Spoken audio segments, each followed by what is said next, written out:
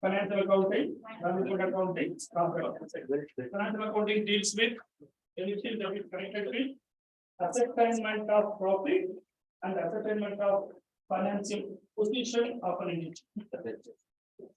entity, right? And the second branch of accounting, that is management accounting. That Hi, sir. Shahok here. but can you? I'm not audible. Yeah, sir. You are audible. Just want to check one thing, sir. So on LMS portal, there are 2 assignments available. We need to work on only one assignment, right? We'll check it. I'll check and let you know by the end of the class. Okay. Yeah, sure, sir. Anything else? Okay. So management accounting deals with the techniques and methods which are useful for analyzing the financial statement of a business in order to get some deeper insights and some kind of where we are doing better, those kind of things. That's called management accounting. The last part of accounting is cost accounting, that deals with the techniques and methods used for ascertaining the cost of a product or a service, or to have control over the cost of product or service. Okay, so these are 3 branches. We say accounting, we mean to say these 3. But in our course, okay, this particular course called accounting for managers, we are studying all the 3, but not in much detail, but only those things needed for a manager, needed for understanding the business, and it's some kind of relation between other disciplines, maybe marketing, HR, system, something like that. Okay, so that's not introduction to accounting. The meaning of accounting we discussed. When I say accounting, I mean only financial accounting. Simply, if I say accounting, I am referring to financial accounting. If you want to refer other branches of accounting, you used to say the entire name, management accounting. Okay, so in financial, Professor, yeah. Can you please stand nearer to the podium? We can hear you better there. Oh, that problem is there. Okay, actually, previously there will be a mic. Yeah, sorry. Okay, now am I audible better? Can you hear me better? Yeah, we can hear you better now. All right, so I understand. Fine. So in financial accounting, the objective is to ascertain the profit or loss of an organization. Okay, as well as to ascertain the financial position of the business. Financial position refers to the relationship between assets, liabilities, and equity. We discussed last class, right? Liabilities, assets, and equity. Equity means the claim, book value of owner's claim in the business. Book value of owner's claim. If the business is closed, based on the book value, how much is available to the owner is called equity.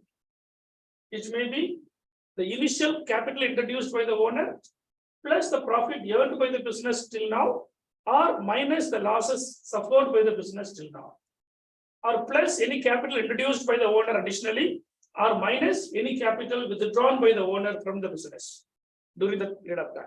That's called equity. Liability means, what is liability? Any value that the business owes to others. The value payable by the owners to outsiders. Maybe a bank loan, maybe goods purchased on credit basis, the value to be paid to the supplier.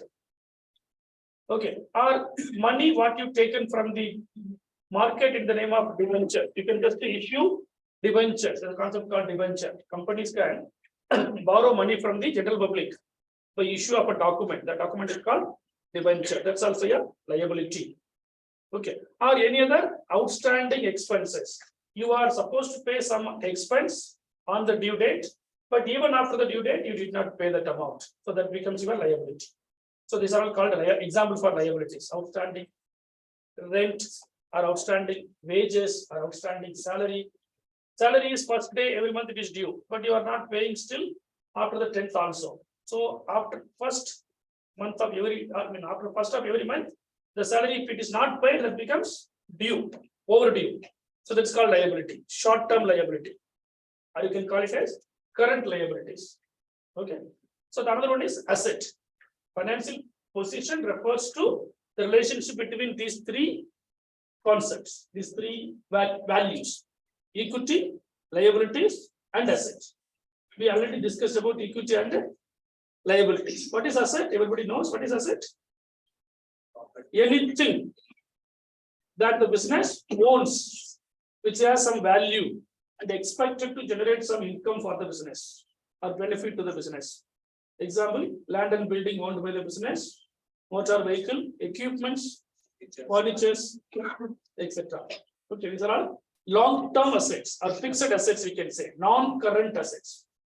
We classify the assets into two main categories, current assets and non-current assets. So whatever is told so far is non-current assets. Current assets are nothing but stock. Okay, customers, those who are still to pay our money for the goods what they purchase from us. Technically in accounting we call them as sundry debtors or simply trade debtors or debtors. Debtors are nothing but the customers from whom the money is to be collected yet for the goods what is sold to them on credit basis in the earlier days. Okay, and then bank balance is our asset, current asset. Cash in hand is a current asset. Bills receivable is a current asset. Okay, or any income that is earned by you but you did not receive yet, that's called accrued income, current asset. Okay, so these are all various current assets. So the relationship between these assets, liabilities and equity is called as financial position. So financial accounting aims at knowing about what is the financial position of the company. But all the time, okay, assets should always be equal to the sum of liabilities and equity.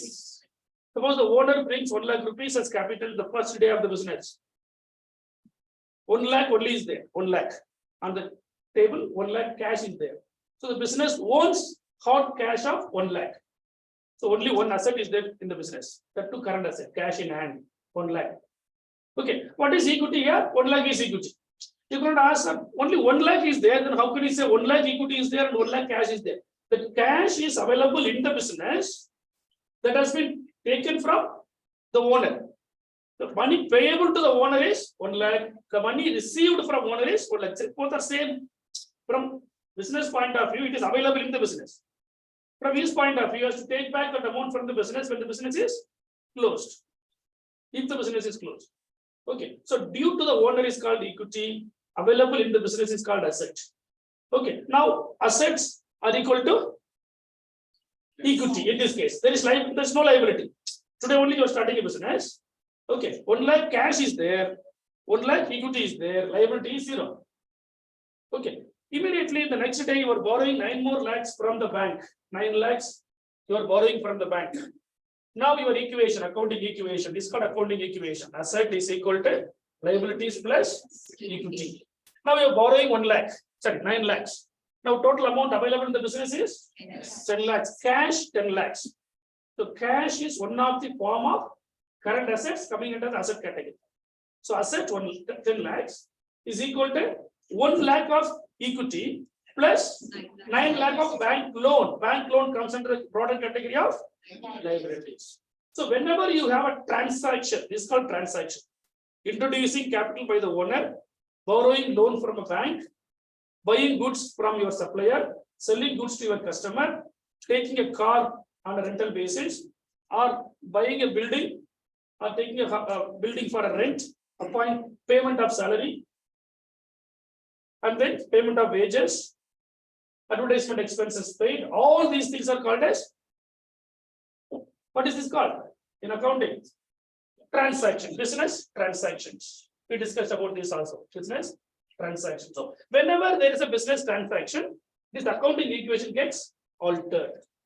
But whatever the business transaction, if it is, the alteration is going to be there, but the accounting equation remains always unaffected. It's equal equation. Assets at any given point in time for any business organization or for any entity should be exactly equal to the sum of equity and liability. Clear? So the objective of financial accounting is to ascertain the financial position. What is my value of asset? How much is my liability? How much is my equity in this business? So this is called ascertainment of financial position. That's one of the objectives of accounting. Yeah. Second objective is to ascertain the profit or loss of the business. Financial performance of the business. How do I ascertain the financial performance? Profit is always equal to excess of income over expenditure. Excess of income over expenditure. If I buy goods for 1 lakh rupee, I'm selling the same goods, all the goods for 1,20,000. So my profit is 20,000 rupees. If I spend 5,000 rupees for advertisement, then now profit is 15,000. So total of income minus the total of expenditure of that business for that corresponding period of time. For which year you are ascertaining the profit? That year income and that year expenditure. Whether you paid or not, no matter. Whether you received or not, no matter. Whether you are going to receive, that matters. Okay, whether you are entitled to receive, contract is made, sales is done with your customer. He has not paid the money immediately. He is going to pay in the next month. But we are not going to recognize the profit in the next month. In the current year only we are recognized. The sales took place in the current year. What is current year? Accounting year. What is accounting year? April 1st to 31st March of next year. Okay, our last year April 1st to current year 31st March. So income compared with expenditure. And we have two types of income and two types of expenditure. Income can be of capital income and revenue income. What is capital income? You receive some money from a bank. It's a money, it's a cash, or your bank balance increases. Okay, it is not income just like sales income. The money what you are receiving from a bank, you have to repay. It's called a loan. It's not just income, it's a receipt. It is not a revenue receipt. It's a capital receipt. Capital means what? The total amount available, the total value available in the business to run the business. Investment, total amount of investment. It's called just capital.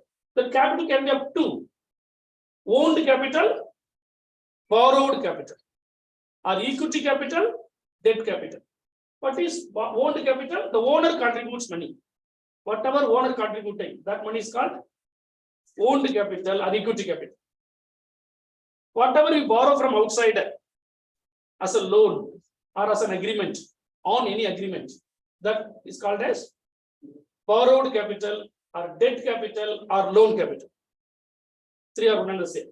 Borrowed capital, loan capital or debt capital.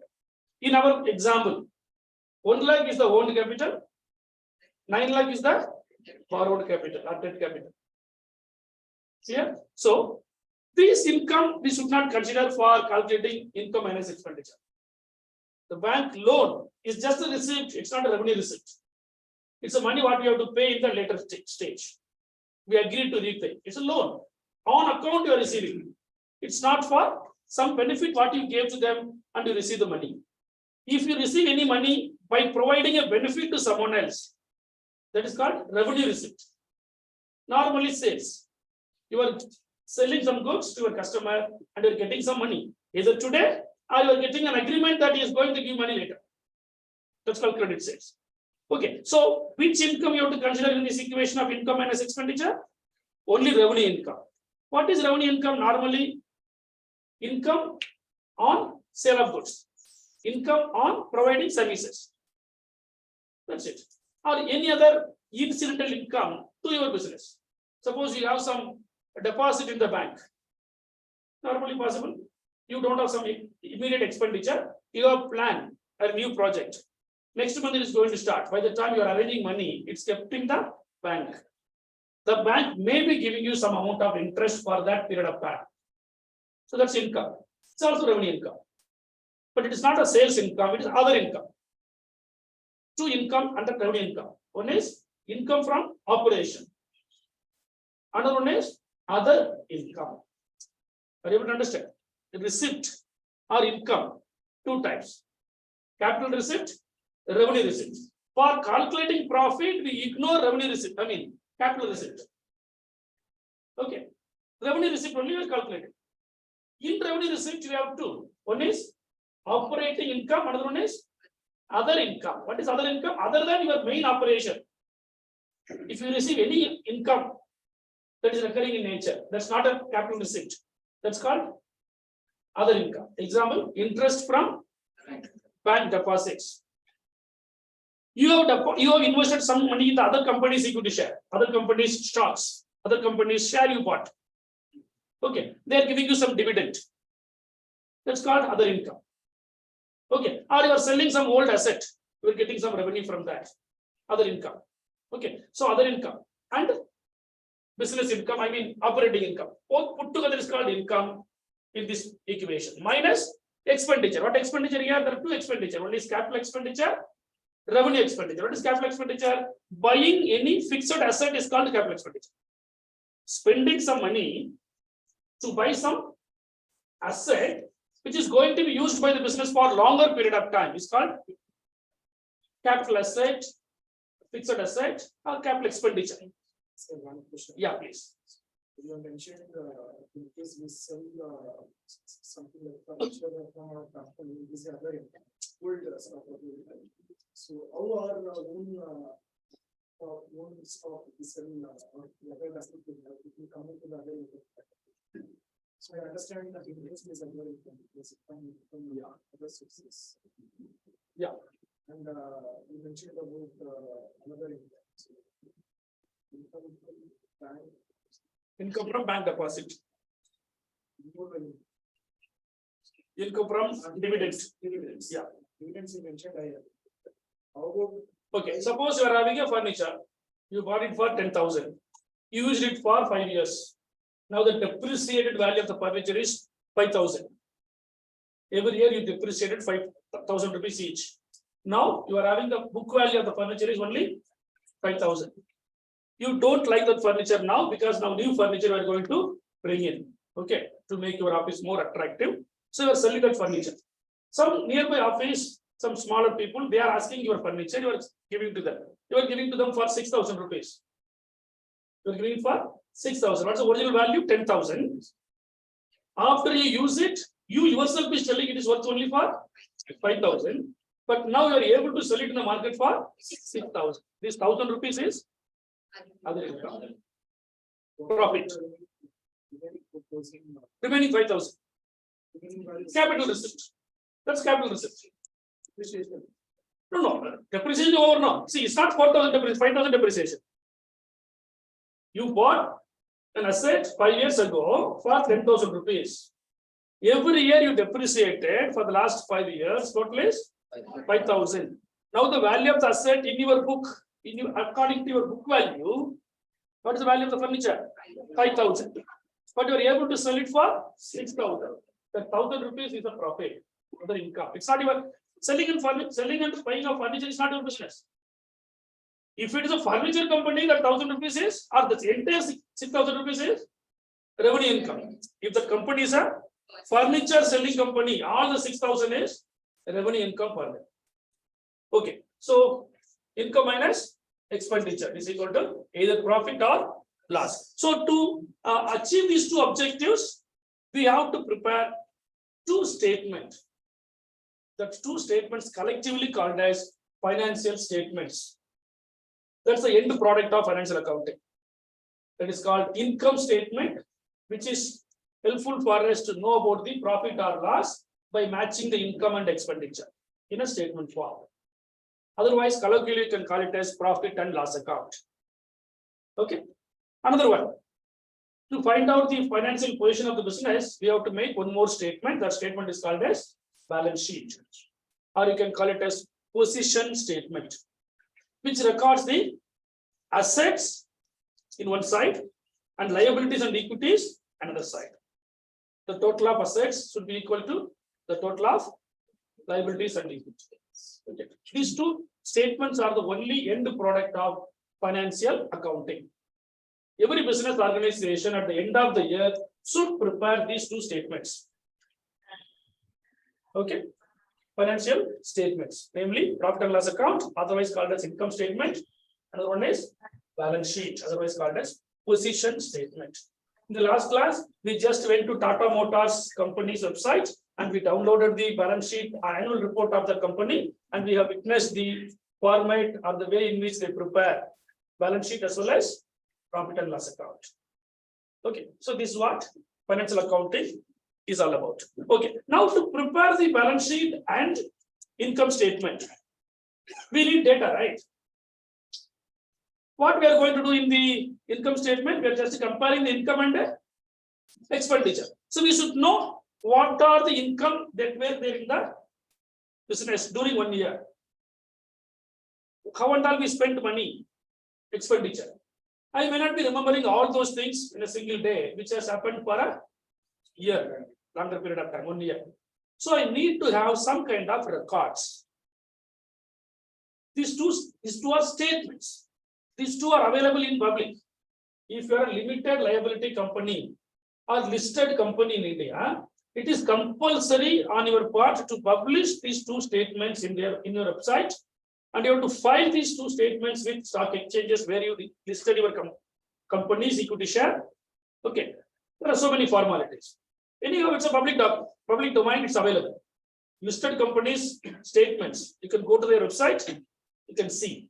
Or it is compulsory to send these statements to the shareholder of the company once it is approved. Every year, you will get the statement in your mail. The annual report will come to you. Okay. Now, that's a public document. Anybody, even if you are not a shareholder, you can refer the document. If you want to go with the company, you can refer. Or as a student, you can refer. Of course, we studied about the various users of accounting information, right? Users of accounting information.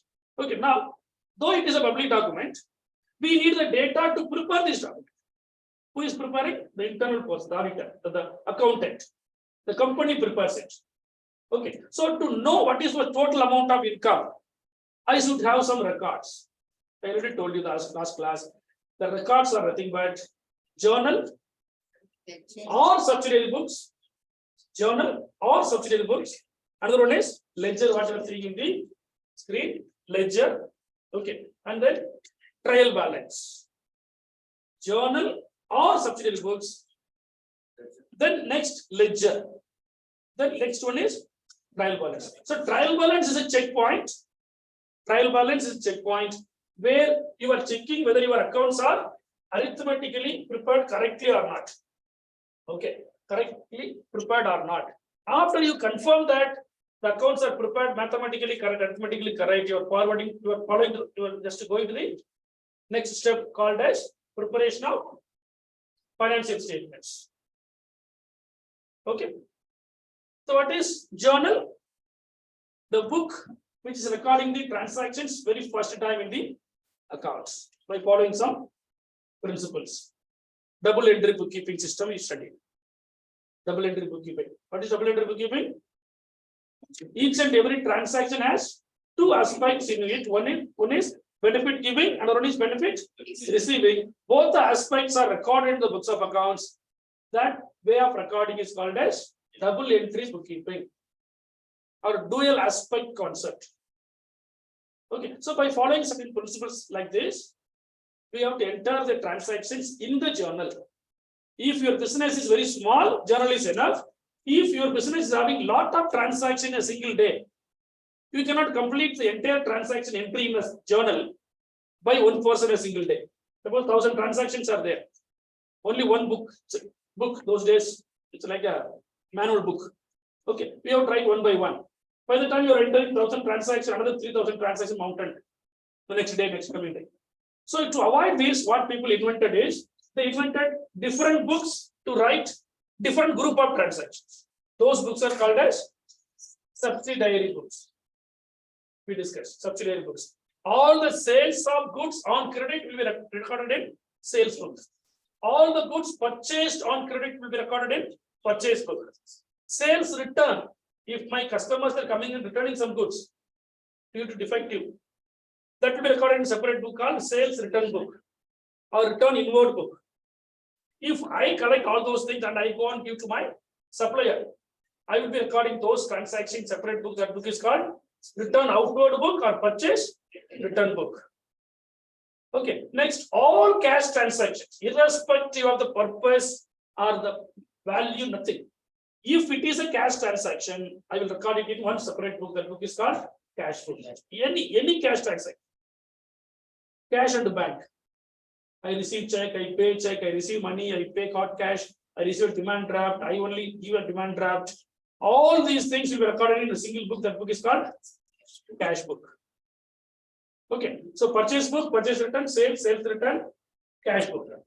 Next one, bills receivable book and bills payable book.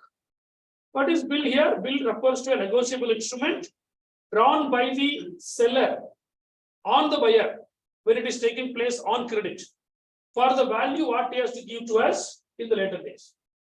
Suppose I am selling goods to you. You are telling, sir, I will give the money after 3 months. Okay, I agree. But you have to sign in a document so that I can collect this money by showing this as an evidence after 3 months. So that document is called as bill of exchange. Bill of exchange. For you, it is bills payable. 2 copies will be there. One is with you, one is with the customer, one is with the seller, vendor. Okay. For me, it is called bills receivable. For him, it is called bills payable. So he will write it in a separate book. That book is called bills payable book. I will write it in a separate book. That book is called bills receivable book. Like this, I might have given some signature to my supplier when he is demanding me to sign for the value what I have to give to him in later days.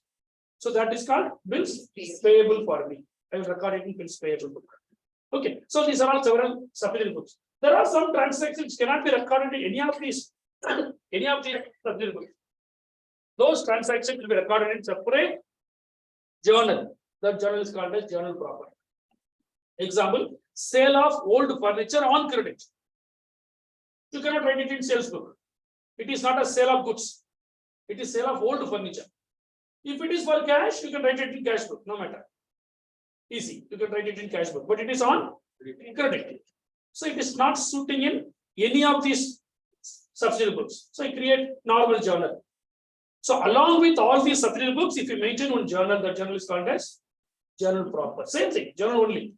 But it won't have much transaction. Rarest transaction, something like this. Selling of old newspaper on credit basis. Something like that. Okay, buying newspaper on credit. This amount cannot be written in purchase book or sales book. Should be written in journal only. Very few will be there. So you can maintain journal also. So this is called bookkeeping. All these process is called as bookkeeping. On day-to-day basis it will take place. Today it is taking place through ERPs. Okay, any ERP of your own or any standard ERP you will buy or just Tally. So small companies, they may have Tally, or in Excel itself, they will create their own customized form of making these entries. Okay, in Excel, normal Excel itself, small companies, small business units, they will do it. Otherwise, you will buy Tally. And then they will customize. Or their bigger companies, they can have their own ERPs, their own ERPs. Okay, but all these things are maintained in the ERPs, right? So now journal is done, or subsidiary book is done. Then comes to ledger. How ledger? What is ledger? Look at this. Ledger looks like format like this: date column, particulars column, ledger folio column, amount column, and again the same columns repeated other side also. So first side is debit side, and the second side is next side is credit side. What is this ledger? Why we need ledger? Journal is there or subsidiary book is there. Suppose if you want to know what is the total purchase of your business, can you know from purchase book? All purchase is there in the purchase book only on credit, no? So total of purchase book will talk about what? Only total credit purchase. It is not a total purchase. If you have not done any purchase on cash, of course it becomes a total credit, total purchase also. But normally we don't have such kind of practice. We may have something on cash also. So cash purchase you would have written in cash book. If you take only the total of purchase book, you are ignoring the cash purchase. You are not getting the correct data of total purchase. So we have to maintain one account called purchase account. Okay, purchase account. So the purchase account will include, here you will bring the total of purchase book. That becomes credit purchase. Wherever you are having a cash purchase, that you can collect it from cash book. While entering in cash book, you will enter this purchase account also. So the total of purchase account will talk about the will give the data of total purchase, which can be used as an expenditure to minus from income to find out the profit. See, finally, we need these 5 items only: asset, liability, equity in one statement, income and expenditure in another statement. Only these 5 items we need. At the end of the year, every business organization is interested in knowing about these 5. What is my total value of asset? What is my total value of liability? What is the equity? So these can be measured, this can be captured in one statement, balance sheet. The another one, profit loss account. In this, we are capturing total income of the business, total expenditure, to find out the difference between these two. That is called as either profit or loss. So we need total income. Total income is nothing but sales plus other income minus expenditure. Major expenditure of a trading company will be. Major expenditure of a trading company will be. Huh? No, different. Purchase only, no. Why so many concepts you are telling you are too much intelligent? Okay, minimum intelligence is enough. Trading company, what is trading company?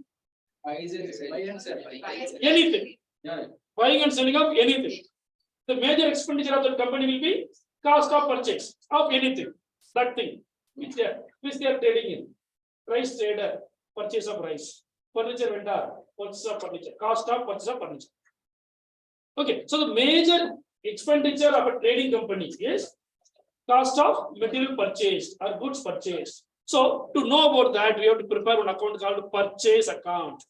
Likewise, each and every heads of account we prepare separately. That is why it's called as ledger account. From journal, we can bring this into ledger, or else from the subsidiary books, you have to bring it to ledger. Okay, so the total of ledger will be posted in trial balance. Suppose there is a customer called Rajesh. He takes goods from you on credit for 1 lakh rupee. Again, he is taking goods on credit for 50,000. At the end of the month, he came and paid you 75,000. Another day, he came and paid you 75,000 more. So how much you have to collect it from him still? Huh? That's it. If you go and ask, he will not give you anything.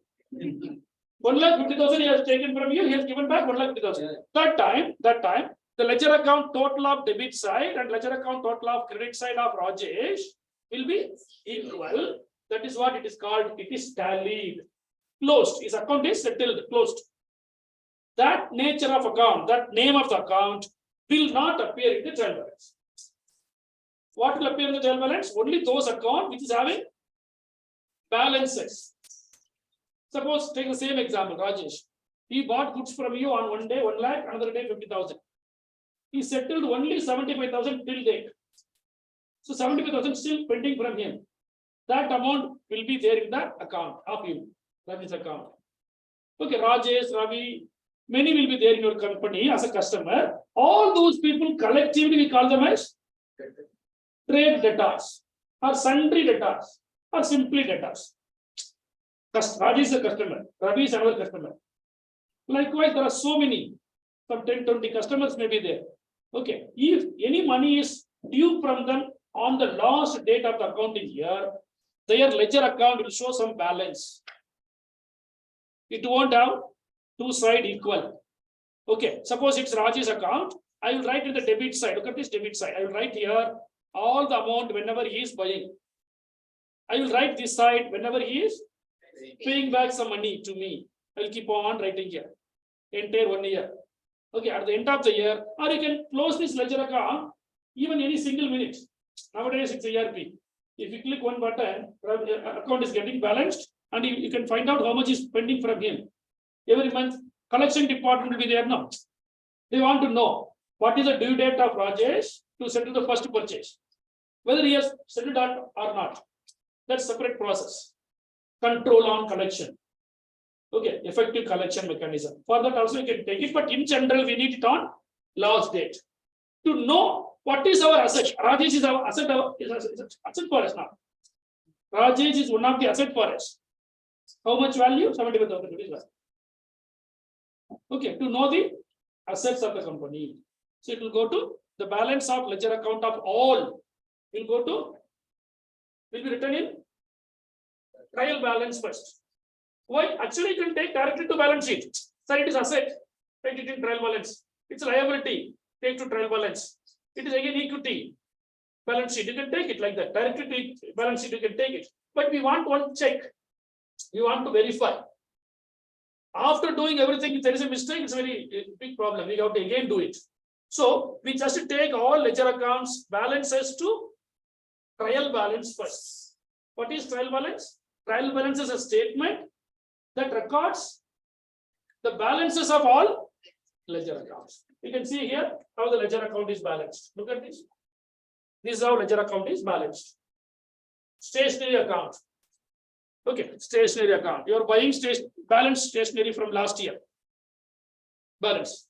From last year, you are having the worth of stationery of 480. This year, you are buying through check, 800 rupees. Okay, and then from some company, you are buying on credit. All purchase of stationery will be in debit side.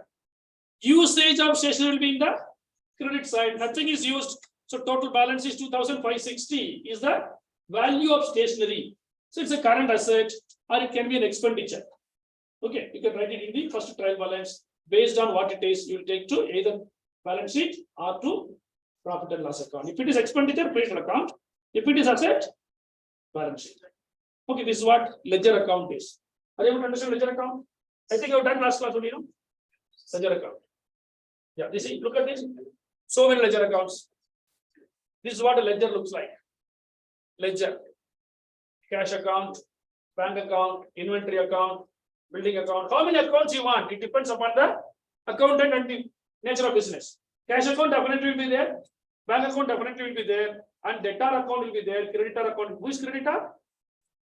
The vendor to whom we have to still pay some value for the purchase what we made from them on credit basis in the previous month or previous day. Is it clear? So creditor account, debtor account, bank account, cash account. These four are compulsory for any business. Obviously, it is going to be there. Then, in addition to this, capital account, maybe equity, share capital. Okay, that's common. Other than that, depending upon the nature of business, some account may be created separately. Okay. Any doubt up to this? Yeah. First example. Yeah. Here, the date what you mentioned. Critic said 31st. Yeah. But here 1/1. But that left to you. That is my head. That is left to you. See, it is your business. It is your money. You can decide, sir, I want to close the books of account Diwali to Diwali. Christmas to Christmas. Dasara to Dasara. You can do so. Nobody stops you. But problem is, if you do so, when you are going to file your income tax department is asking you the revenue you earned from 1st April to 31st March. That time you have to again convert. That's a problem. So to avoid those problems, we go with April to March. If you are a joint stock company form of organization, you should follow 1st April to 31st March. There is no choice. Okay, Company Act is telling you. Your accounting year is starting from 1st April to 31st March. Here it is, for example, it is given.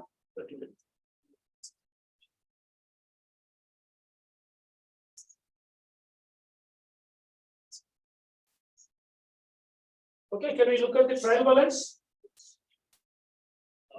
Yes, sir. Any doubt? One more. Yeah. Date and ledger it is different. Same. Same. Okay. Day book. Day book is means what? Every day you are entering those transactions in a single book. Day book is nothing but ledger. Sorry, journal.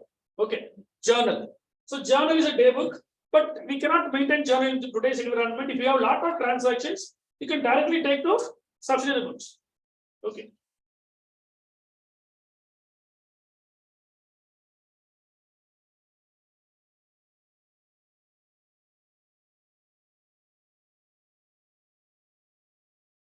Another file I open. Any doubt up to this journal and ledger?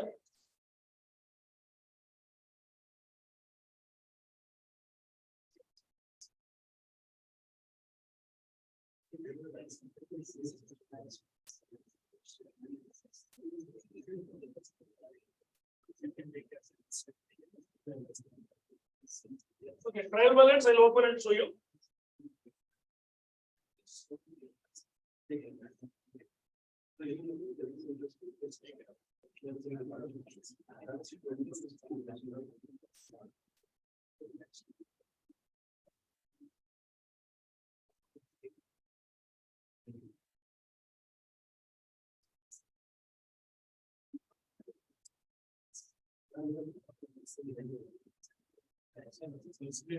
Sorry? Can you help me? Somebody is telling, I don't know. Actually, it is in blue screen. Okay. So how do we close this? Press escape. Escape button and pressed.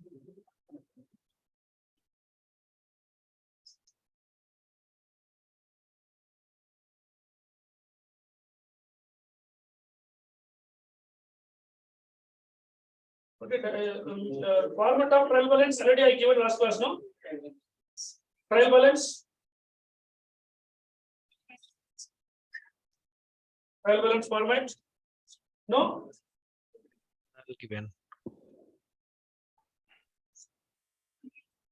Okay, I'll show you now. How do we come out of this? So that it's not visible here.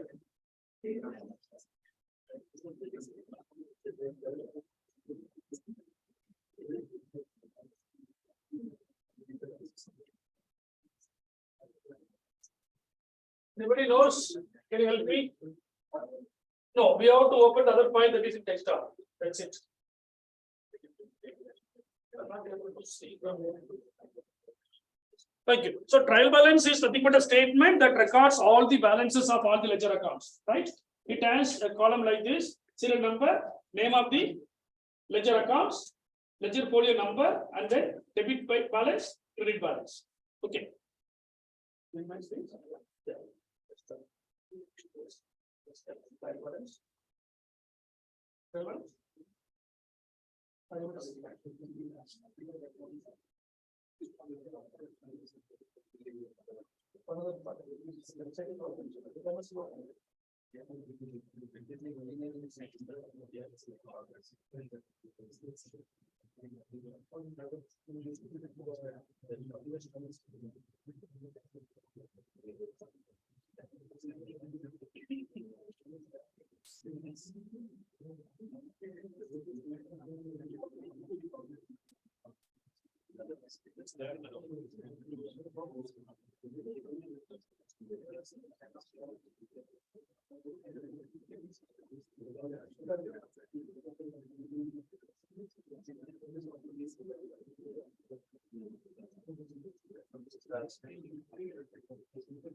Okay, so this is a trial balance format. Thank you. So please understand the meaning of trial balance. Trial balance, I think. Sir, it's not visible for us. 1 second. I'll share Not it. saved. I'll share it.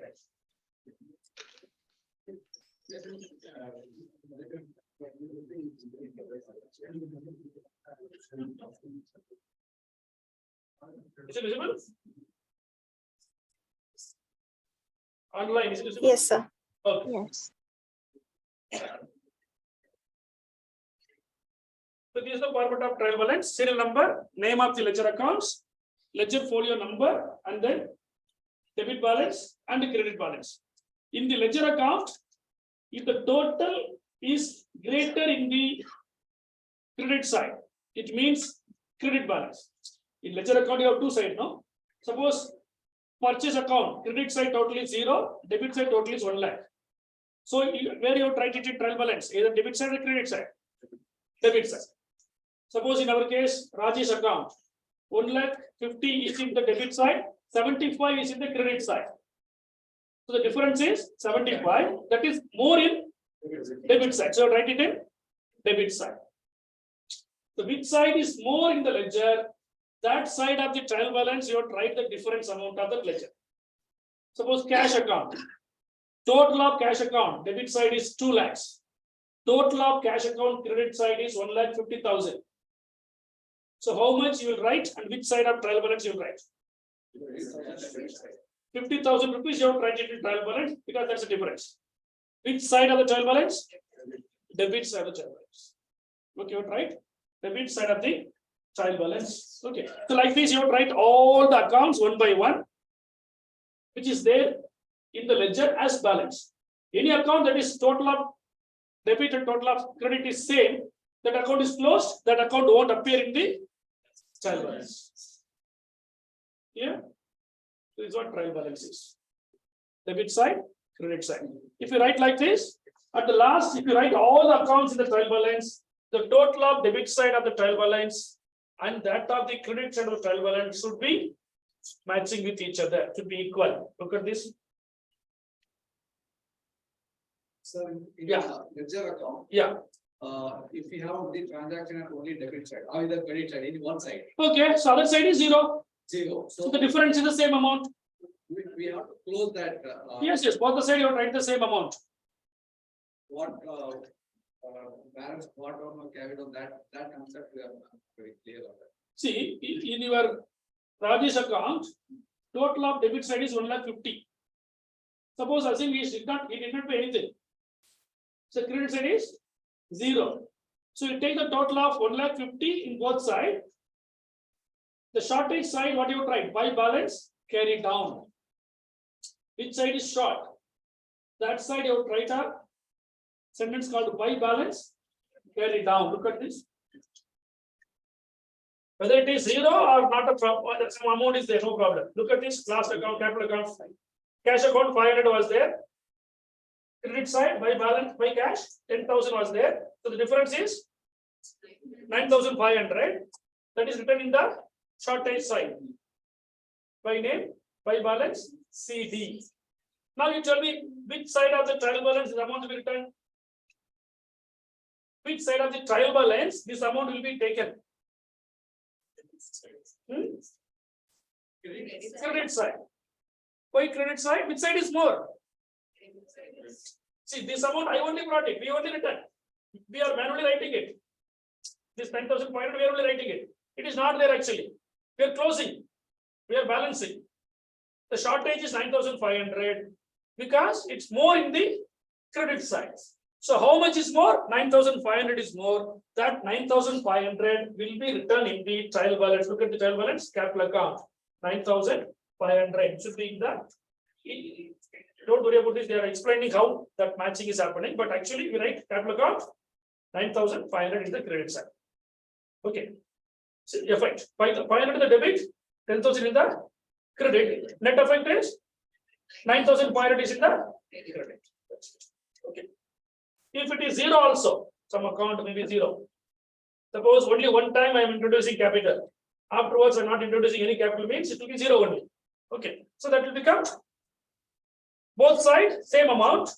The difference is the total of debit side is the difference. Or total of credit side is the difference. That you would write balance CD. Okay. Which side CD is there? Opposite side you would write it in trial balance. That's one understanding. Otherwise, which side is more? That side you would write it in trial balance. Anyone which is easy for you to remember? Okay. So this is what trial balance. Look at this trial balance. Capital, credit side, bank overdraft. Okay. And then provision for doubtful debts like that. There are so many items which is from trial ledger account. This is income, not a correct trial balance. They're telling you to correct this. Look at this. An inexperienced bookkeeper has drawn up a trial balance for the year ended 30th of June 2020. Draw up a correct trial balance. Sir, how do I know this? Now I told you how to write a trial balance from the ledger. Now they themselves made a trial balance and they are telling that it is wrong. And how do we make it correct? How do I know this? How do we do this? Another understanding is all asset will be debit. Write it please. Okay, all asset will always have debit balance. Liability will have credit balance. Equity will have credit balance. Okay, right, the heading top credit balances. Under that point number 1, liability, income, profit. Debit balances. Asset, loss, expenditure. Yeah, asset, loss, expenditure. These 3 will be debit balance. Okay, if you written like this, asset, debit balance, liability, credit balance, equity, credit balance, expenditure, debit balance, loss, debit balance, income, credit balance, income, credit. Okay, we have only 5 items, including profit or loss, 6 items. The broader heading, anything you name in the accounting that should fall under any one of these 5: asset, liability, equity, income, or expenditure. One another is a profit or loss, the 6th one. Okay, all these 6 we are having a classification: income, liability, profit, credit balance, asset, loss, expenditure, debit, asset, expenditure, loss, debit. Okay, Income, liability, and equity, income, liability, equity, only 3. These 3 are credit balance. Both are credit. Liability, credit, equity, credit, income, credit, profit, credit. Okay, asset, debit, loss, debit, expenditure, debit. Okay, now look at this. Based on this logic, you can correct the balance, trial balance. Okay, now look at this. Provision for doubtful debts and loss. Sorry, provision for doubtful debts are provision you are creating. Okay, it should be in a credit balance. Okay, next one is bank overdraft, again into the liability. Actually, we have to pay money to the bank, so it should go to credit side. Okay, capital is an equity. Capital is nothing but equity. Credit balance. It is correct. Trade payables, liability. It's correct only. They are written correctly. Trade receivable is an asset. Should be a debit. It is debited only. No problem. Discount received is income. So it should have been put it in the credit side, but they did not. We have to change it. Next, discount allowed is a loss or a expenditure. So it should have been in the debit side. It is not, so you have to bring it here. Drawings. Drawing is a opposite of, not expenditure, opposite of capital. In sole proprietorship, owner gives money one day, another day he goes and takes the money back from the business, some money for his personal expenditure. That's called drawings. Of course, we don't worry about that in company form. In company, you cannot go and take money every now and then. Even you cannot go to the company. You may be a shareholder, but you cannot go to your company every day. For that purpose, only appointed whom? Board of directors. They will take care of it. Only one day you can go to the company, that is annual general meeting day, on invitation. You cannot just go. Sir, I am the one of the owners of Reliance Industry Limited. So I came here to inspect the account. Please show the account. You will tell, get out. But security will not allow you. Security will not allow you inside. That's a management style of companies. Okay, we can go only on invitation basis based on the annual general meeting. That day it will be conducted meeting. You can quote or you can tell whatever you want to tell, all those opinions. Okay, other day it's not possible. So management and ownership are diverse in the company form of organization. But in the sole proprietorship, it is not so. He is the king. He can go to his kingdom anytime. Nobody can question him. If anybody questions him, tomorrow he won't be there. That's sole proprietorship, right? So if he goes and takes any money from the business itself for his personal use, it's called drawings. Opposite of capital. Capital is in credit side. So drawing is an asset for the business. Money receivable from the owner. Why it is like that? Business entity concept. Owner is separate. Just now I told you, owner is the business is the owner in sole trading company. That is legal point of view. But accounting point of view, owner is separate, business is separate. Owner will come and ask, I gave you 10,000 rupees as my capital. Where is 10,000? Sir, you only taken 1,000 rupees. For that, you should have an account. Otherwise, accountant will be in problem. Sir, you have taken 1,000 rupees. Whenever money is given to owner, it need to be recorded. Otherwise, it's confusion. Okay, later on also, he is taking some goods from the company, goods from the business. You will not find out a good correct profit. We purchased some 1,000 bags of rice. You are a rice vendor. He took some 5 bags for his own personal use to his home.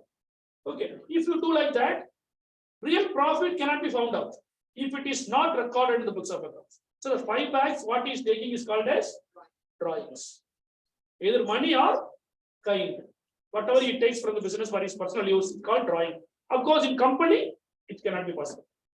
So drawing is an asset of the company, debit side, correct. Furniture is asset, correct. General expense, it should be in the debit side, it is in credit side, you have to change it. Purchase, debit only, it is okay. Purchase, return inward, what is return inward? Purchase, sales return. Sales return. Sales return should be in debit side. Sales is income, credit. Sales return is opposite. Okay, so sales return should have been in debit side, it is not wrong, so you have to bring it here. Rent and rates, debit okay, salary debit okay, sales is credit okay, inventory is debit, provision for depreciation on furniture on debit side. That's okay, provision for furniture, depreciation. So rent and rates, it's not very clear whether rent receivable or rent payable. You don't receive rent, you will always pay rent only. Sometimes if they, this pay. Possible, sometimes it is possible, majority of the time it is not. So we go by majority of the time, so we're putting it in. They would suppose after doing all these corrections, if it is not matching, that time we can consider that as a income. Otherwise, it is paid only. Normally, rent you can pay. You can have objection. Rent can be paid or rent can be received. But what is this? Rates. What is rates? Tax. Tax you cannot collect. You will only always pay. Normally, it is expenditure. Of course, rent received possible. Some company have some facility unused, they can let it out possible. Okay. So this is what called as trial balance. We practice later some more questions on this. Okay. So last class up to 12 we discussed. Only revision is going on now, or you are learning something new? Up to last class. So something you are learning new also. Ledger and trial balance. So based on this, you have to prepare financial statements. Any doubt up to this? Anything from this or anything from your own reading from the last class? Or anything that you already know something in accounts, what we are learning is something contradicting from your understanding basically. Anything? Golden rules of accounting we discussed yesterday. Based on that, journal is prepared. Okay. All right.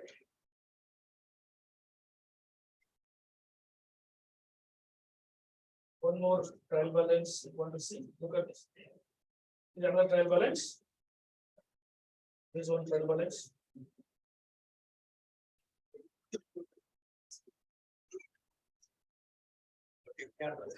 So much. Yeah. We are having, Listen, all of you. Sorry, is asking something. Yeah. like, we have different types of data. That is it. Different type of data. Data, like we have a savings account, we have a cash account. Yeah. Many more accounts. Like, but how, if I want to know what is the consolidated profit or loss, like. What is consolidated profit or loss? Profit is profit, Profit, yeah. but it's consolidated profit. No, You want to know the profit of the business? yeah. That's the next stage. That's how I told you, no? That's the next stage. Profit of the business can be identified by preparing a statement. That statement is called as profit and loss account or income statement. Profit and loss account or income statement. In that only we are taking all the income from the trial balance. Now in the trial balance, everything is there. Only two columns, either debit or credit. And all the accounts what I maintained so far is there in the trial balance. Closed is not there. Closed I don't want. Okay. Unclosed accounts are there in the trial balance. From there I will take. You only can say now. Income is which side? Income should be which side of trial balance? Where are you turn? So I will refer the trial balance. In credit side, three possibilities are there. One is income, equity, liability. I will ignore liability, I will ignore equity. I will take only income to a statement called profit and loss account. Similarly, from the debit side of the trial balance, I will pick all those items which is in the nature of expenditure. I just take the total of income, I minus the total of expenditure, the rest is called profit. So there's something called consolidated profit. If you are a group of companies, if you want to know the consolidated profit of your companies, then you can prepare one more statement. For this entity, only this statement. Like that, you are having 10 entities, conglomerate. You are a corporate conglomerate. You have 10 businesses. 10 different entities are there. Entities, separate companies. After preparing 10 P&L accounts, one more time, what you will do? You will prepare consolidated. If it is required by law, you will prepare consolidated profit and loss account and consolidated balance sheet. Okay. Right?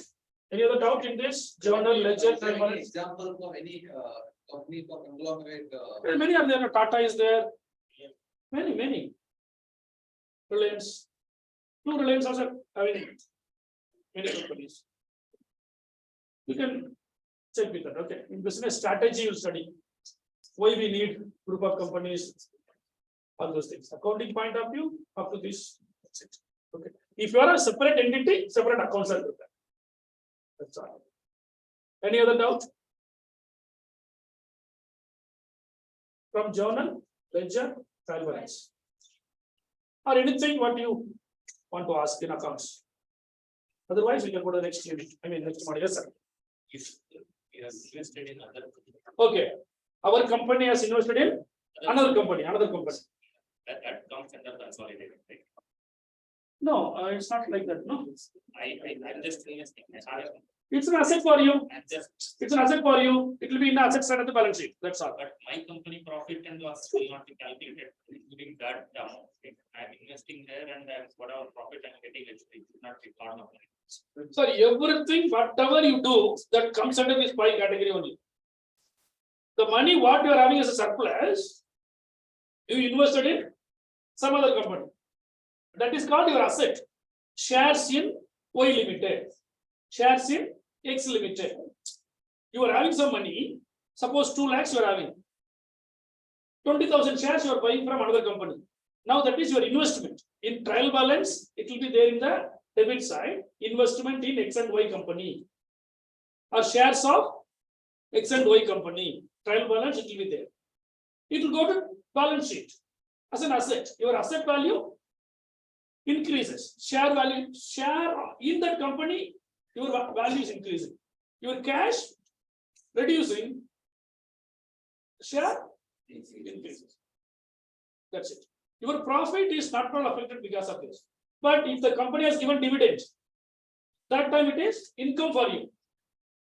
You will write it in trial balance, credit side. Automatically to go to profit loss account, other income. So your profit is increasing. That's it. Okay. Liability. For them it is liability. For you it is asset. Investment in other companies. Okay. Anything else? I've seen that standalone and consolidated. Yeah, this is standalone. What we discussed is standalone. In this case, standalone consolidated is not what you are talking about. See, standalone, I am a company, I have surplus money, I might have invested in any companies. That need not be my group of companies. Slowly that investment, if I am eyeing at that company, slowly I am pumping my money into that company slowly one by one. At one point in time, I may become controlling stake in that, I may acquire the controlling stake in that company. That time that becomes my subsidiary company, my group of companies. Up to then, it is not your company, just an investment. Instead of putting somewhere, you are putting in this company. Okay, if you want to buy that company, you will pump a lot of money. That time that becomes your subsidiary company. Then you'll have a consolidated balance sheet. Yeah. Any other thing? Journal entry is clear. Okay, purchase of goods from Sundar and Company. What's the entry? Purchase account debit to Sundar and Company account. Okay. Paid salary 20,000 rupees. Through check.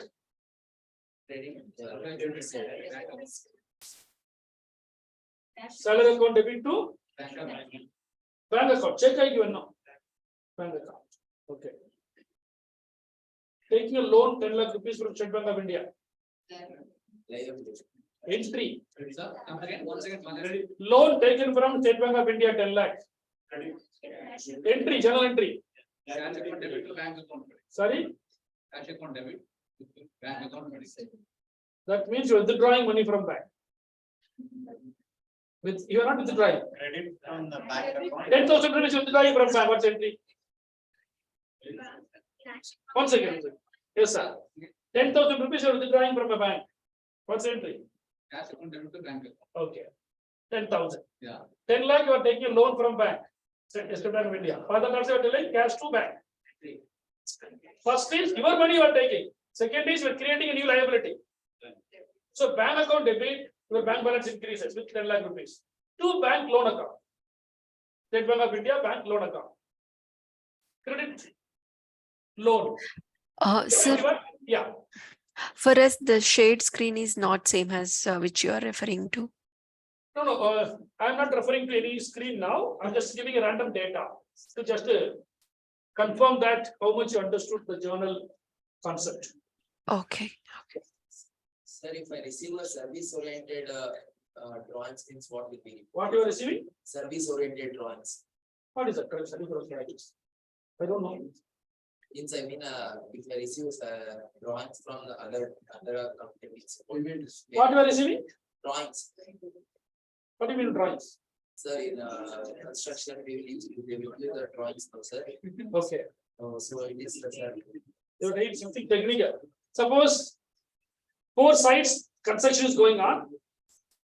Material you are receiving from one central place. So that you are calling it as drawings. That's not entry, no. It's a same business already purchased. That time you write the entry. Now this site engineer and this site, this project account separately, that is different. That's very internal. This project account debit this amount, value of goods what they are receiving from the central office or central process. To know about the cost of this project and to know about the profit of this project. That is not what you are talking about. That will come under cost accounting. Are you able to understand? There are 5 sites. 5 apartments are being constructed by a developer, okay, constructing company. He is purchasing goods centrally.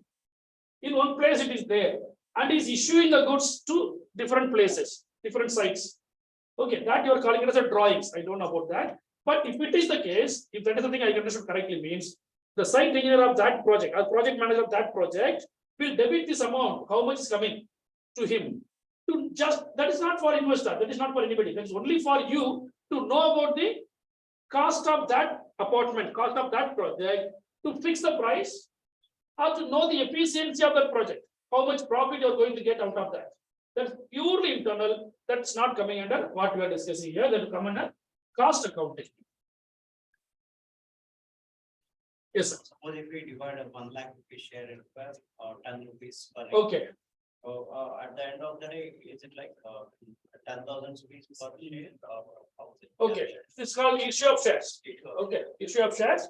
Suppose you are collecting money from various shareholders in the beginning. 5 members joining together and starting a business. All of you contribute 1 lakh each. So 5 lakh is there in the company now. You started a company form of organization. You registered a company. Okay, now this 5 lakhs is a total capital, total share capital. Okay, each contributed 1 lakh each. Okay, 1 lakh each. If the face value of the share is 10 rupee, means I have purchased 10,000 shares from that company.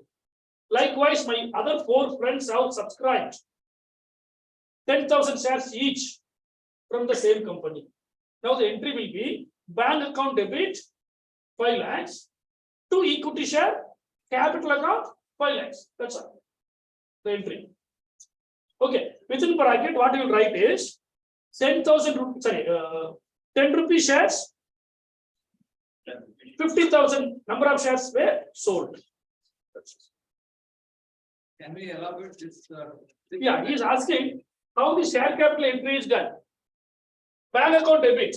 All of us, 1 lakh each were contributing. That 1 lakh is going to company's bank account.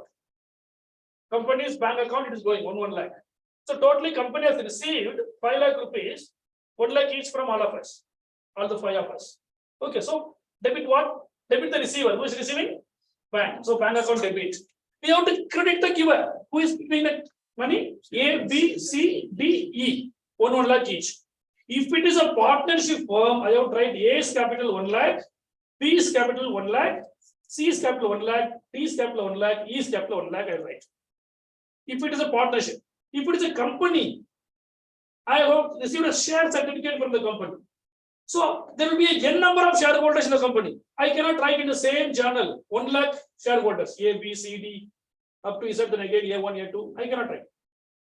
Correct. Crores and crores of money we are collecting from shareholders.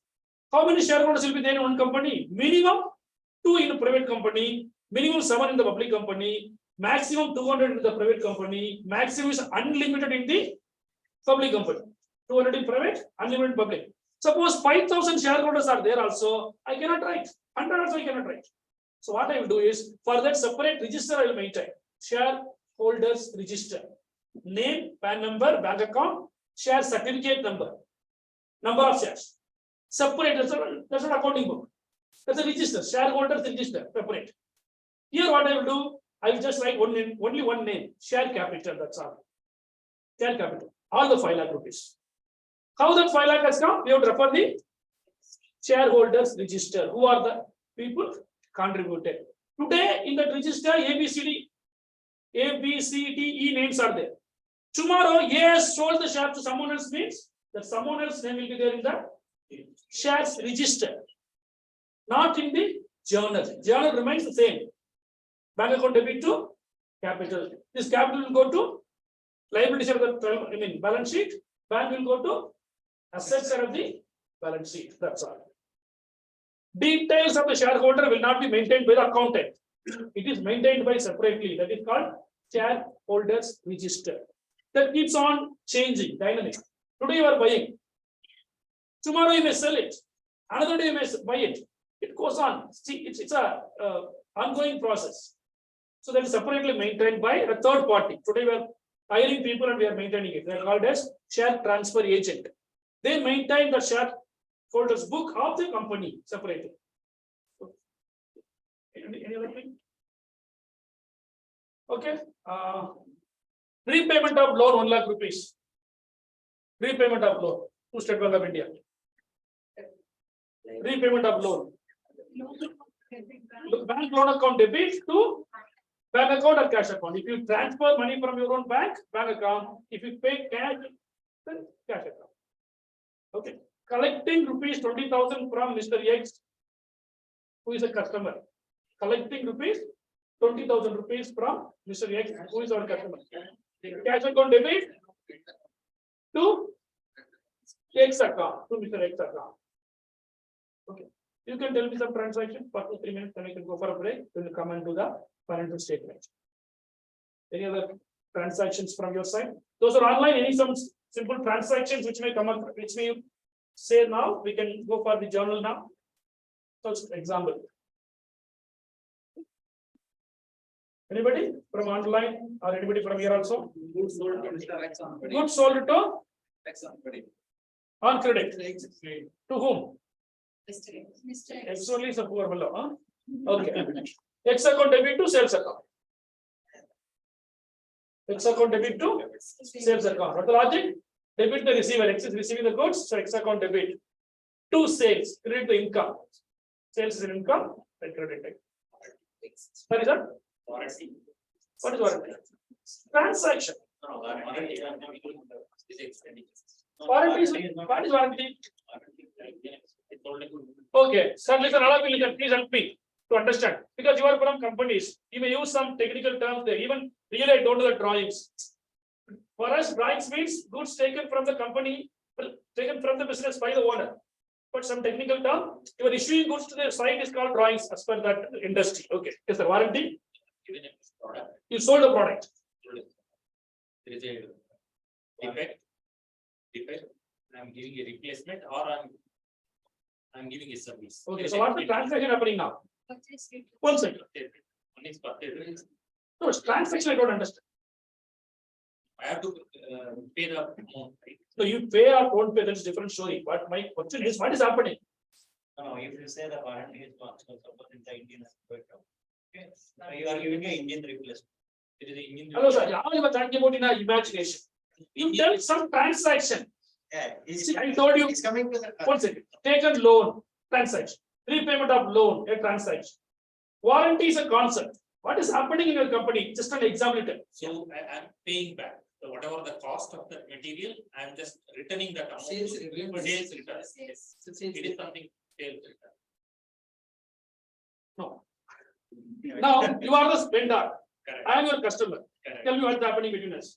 See, you have purchased the product from me. Okay, but in your book, my name account debit to sales account. Over. One second. In my book, purchase account debit, your name credit. Over. Next. That's one transaction. I just bought it. I went to my home. That next. Next, you found the defect, you are sending me product back. Okay. So I'm paying you back. No. I'm sending you first. That's one transaction. One by one, your patient. That will not come in the Why? shop. Why? That is a problem. Yes, I'm sending back. Now, 1 lakh worth of goods I purchased from him. Okay. He sold to me. So X account debit, 2 sales he made it in his book. Now again the X is going to him next day. I'm returning up some goods. All the goods or only few goods? All the goods. All the goods. Okay. All the goods I return. Okay, you have a policy of accepting it. Yes. Very good. Okay. If there is a warranty, yeah, Now I'm returning it or are you replacing the goods? it is a case to case. In this case, what's happening? That is not important, no? Correct. Case to case, we cannot talk. In this case, what's happening? Here, we are taking the return. Okay, there is no entry. There is no entry. Just it is. Goods are returned only in your ERP. This item number will be written as damaged one or something, whatever we're having, which is destroyed one. Another item will be released from you. That's all. There's no entry required. Because it is replacement of goods. In financial book, it is not required, but in your inventory book, your inventory, you have to change the inventory what you sold. Immediately the inventory will reduce with that identification number. Today we are following each and every inventory will have some number. Maybe same product. Each product will have its own number. Okay, number. That number is to be reversed back and one more number is going to be released. That's it. Another case? What's another case? Repayment. No, The repayment, money repayment. No, in this case itself. Yeah. Today I sold it. Yeah. I got the money. That No, is no, no. deposit, No, you did not get the money. No. In the first case. If it is so, what's the entry? When I was selling everything was difficult. Yes, sir. Okay, listen. First transaction, you are a customer, I am a seller, I Okay. sold it. Okay. You paid me money. Okay, in that I case, deposit one second. In that case, journal entry is for him cash account debit to sale the car. X is no way in the picture. So cash he received, goods gone out. That's all. Over. Next. So cash is there in my bag. Yeah. Right? When you are returning, product you are returning. Okay, so that time I'm just adjusting the quantity, what you are saying, but the amount what is there in the bag, that should be reduced, right? I'll have to. I have to make a payment. You are making payment to me? Yes. Goods also you are giving, payment also No, you are giving? you are giving. Goods you are giving. I am increasing the quantity in my stock. I am making a payment to you. So there is no replacement of goods. No, There is no replacement. there is no reason. It won't happen actually. In general, I will tell if it is happening, what's the answer? Don't think that it's not there, so it's legal side. Any company, have you experienced who are all here? Once you paid money, is ready to accept our goods and ready to pay back the money. It is there, it's happening. Maybe I'll come to that next. In general, it is not. In general, it is not. Suppose you are a valued customer, if you go and spoil the relationship of the company in public, I mean social media or something, sometimes some company may pay, I don't know. For me, No company has paid so far, but if it is paid, accountants should be ready to do the transaction and ready to record the transaction. We cannot say it cannot happen. Suppose it is happening. It's happening. The reverse entry. What's the reverse entry? Sales account debit to cash account. That's all. Simple. We have to issue a credit note to the partner. No. What sir is, it's not a credit note, gentlemen. Here cash is settled. No, he is also right. See, what will happen? See, actually in the automobile. Okay, let me tell one thing. If cash is received, X is nowhere in the picture. Yeah, correct. If X is in the picture only, debit note, credit note comes into picture. Correct. Listen, he is selling goods to me. X account debit to sales. Entry done. X is debited. Yeah. Now X opens his eyes and check all his product. Everything is damaged or few of them are damaged. He packs everything and telephones you or sending a mail. In that mail, he'll attach one note. That note only is called as debit note. In my book, what I have written, no? Purchase account debit to Y account. Y already credited in my account. 1 lakh rupee. Now all the 1 lakh goods are 50,000 worth of goods, not good goods. Defective. I take that, I write a note. Debit note. I am debiting your account in my books for these 60,000 rupees. Because of it is defective. Take it back. I send the note. You sign in the note, you send back that same note to me. Nowadays, maybe in ERP it is happening simultaneously, instantaneously. But in those days, he has to send the note to me back after accepting it. That note is called as credit note for me. In his book, he is going to credit my account. Okay, this will happen only in credit sales and credit purchases. It will never happen in the cash purchase. If it is happening in cash sales and cash purchase, only reversing of the entry is possible. No need of debiting. You never credited me. How can you debit me? I never credited you. Why should I debit you? If I debit you again in my books of account, that means you are borrowing from me. It's not actually. Yeah. Any other thing? Goods sold to Mr. Y, of his 10,000. Goods sold to one of your classmates is asking a doubt. Yes, sir. Goods sold to Mr. X X. of his 10,000 Okay. and allowed a discount of his 1,000. Okay. Anybody would like to take this? Goods sold to Mr. X rupees 10,000. X was invoiced for 10,000. Yeah, That's it. So X account debit to sales account 10,000. and discount is not, and we allow. Why are you allowing? Gentlemen, you are not allowing any discount. You are cheating. Any marketing people here, please, sorry. You are not allowing anything. In MRP, it is written 12,000. You are telling 2,000 discount, pay me only 10,000, but actually it cost only 5,000. You are getting a, you are planning to, you were planning to get a profit of 7,000. Now you are compromising your profit of 2,000 and telling that, sir, discount is 2,000, take it for 10,000. All of us are rushing there and bring all the commodities. He is getting a profit of 5,000. It is nowhere in accounting we record this. Invoice, how much you are raising on me? 10,000. That's the invoice. That much only you are going to correct it for me. The deal between you and me is only for 10,000. List price may be XY. In this case, 11,000. List, one second. List price is 11,000. Selling price is 10,000. Cost concept. How much you are selling, that much only should be recorded in the books of accounts. So, X account debit, customer account debit to sales account 10,000 over. Now, the clever customer, what he is telling, now the clever of seller is over. Now the clever of customer is arriving now. X is coming to you. So how many days I will take the credit period? I'm not checking the money immediately. He is telling, take 1 month time. Within 1 month, give back 10,000 rupees. Customer is telling, sir, don't worry, I have 10,000 rupees. Take it right away. But I won't give you 10,000 because you have given me time of 1 month. I'll give you less only. Please tell me how much less I can do. You are telling, sir, give me 9,500. That 500 is discount, real discount. That time settlement is happening. What entry? Cash account debit 9,500, discount allowed account 500, to X account 10,000. In this case, discount is really happening because I agreed to pay 10,000. Now I am asking you some concession for the yearly repayment. You have given me a time of 1 month.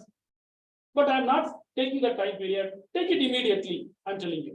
For that, I am asking some concession. But in That this transaction, can't this be, whatever I have framed this transaction, sir, Madam, once- whatever this, the transaction I have framed now, is it not the right one? no, right one. Transaction is right, but that cannot be, that need not be recorded with Sabaka. Your list, sir, you are having a list price. You are having a price list. Okay, product Y, 12,000 rupees. List of product you are having, price is there. That's a list. You are circulating to all of us. We are seeing it. We are okay to buy. I am coming to you. Sir, I want 1 lakh unit of this product Y. 1 lakh units. 1 unit is equal to 12,000. Or in your case, 11,000. 1 unit is equal to 11,000. But I am buying how many units? 1 lakh unit. I am just forcing you. Sir, 1 lakh unit, if you want to sell in this market, it will take 1 month time. I am the only person buying from you 1 lakh unit as a bulk. And I have been doing it from you for the last many years. I am a loyal customer for you. This is my track record. How much I purchased from you. See. And I am buying bulk in quantity. Why don't you reduce the price? That time you are reducing the price. From 11 to 10. Appreciating the bulk purchase and appreciating the loyalty of the customer. You are giving some concession in the selling price itself. For other customer, it is not 10,000. For other customer, sir, only 1 unit I want. You will say 12,500 or 11,500. So this is called cost concept in accounting. What is the deal between you and your customers? That is what to be recorded in the books. Not how much you plan to sell. That 11,000 is the amount what you are planning to sell. Okay, you can ask me a question. Sir, I bought it for 10,000. Okay, I bought it for 10,000. I plan to sell it for 12,000 by keeping 2,000 rupees profit. Now I am foregoing 1,000 rupees. I'm selling it for 11,000. Then how it is getting captured in the books of accounts? It is automatically captured. You bought it for 10, you sold it for 11, your profit is? In that way, it is automatically captured. You need not write it. Okay, if you sold it for 12, your profit is 12,000. So discount on purchase or sales is called as trade discount. In accounting, we'll call it as trade discount. Trade discount is a discount which is given by the seller to the buyer on his bulk purchase and regular purchase on appreciating the liability. That need not to be recorded in the books of accounts. It is automatically getting adjusted by sales and purchase. Purchase cost, you know, you record it. Selling price, what you are really selling, you record it. The difference is profit. But why I am recording cash discount? Already sales is recorded as 10,000. You are expecting a profit, but it is going to be lesser profit. So you are minusing it. That's why discount is separately recorded. So whenever you find a discount in the trial balance or ledger account or trial balance, the discount is nothing but cash discount. Cash discount is a discount given by the seller, creditor, to the debtor in appreciating the yearly settlement. Why I am giving that? If I am not getting this money from my customer immediately, I have to go to bank. I have to arrange my overdraft facility. I have to arrange a cash credit. I have to arrange a loan. That costs me some interest. So there I have to pay interest. Here I am just getting good name from my customer and giving you some concession. But actually it is, this cost is compensated here in this cash discount. Any other thing? Okay, we can take some 10 minutes break. What's the time now? 3:30? 10 minutes break we will take. Then after that we can do income statement and balance sheet. Thank you.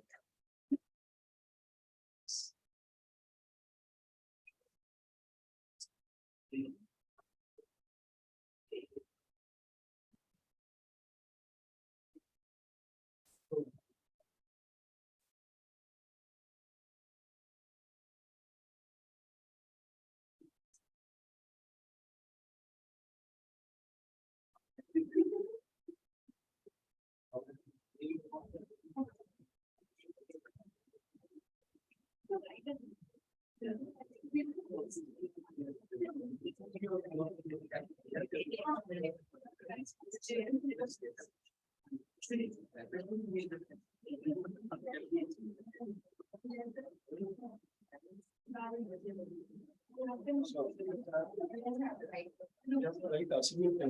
Record book or. Paper you can write and scan it and you can send it. Otherwise, you can do it in the words. Or Excel, convert it into the January entry. We do like this, and you can use scanning. Yeah, scan, that would be PDF, static PDF, readable. Yeah.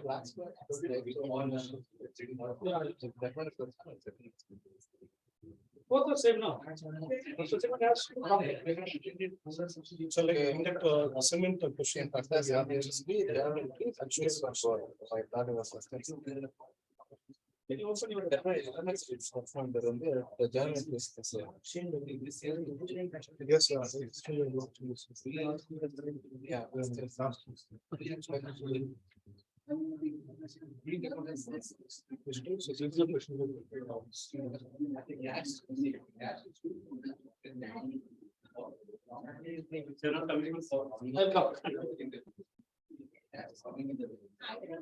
It's part of this, everything. So you will be around 10. Whatever I told you, it's not. Okay, so you will get it next time. Like this question, so if you give it after the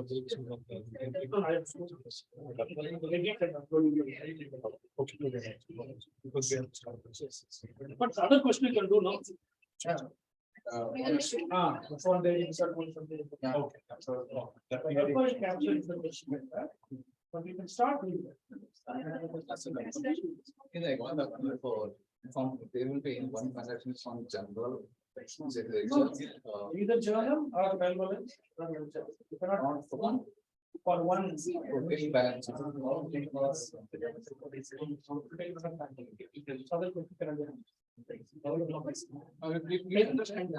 Transaction and will be asked many transactions or at least ledger. Without general, how can we make that? That is. No. Actually, you can make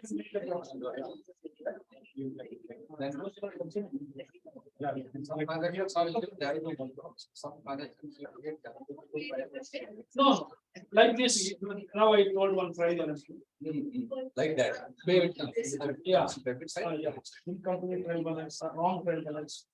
Sometimes you have to make a corrected trial balance. Otherwise, some items are not transaction. The balances of the ledger account. Suppose cash account. The following are the ledger balances extracted from so and so company.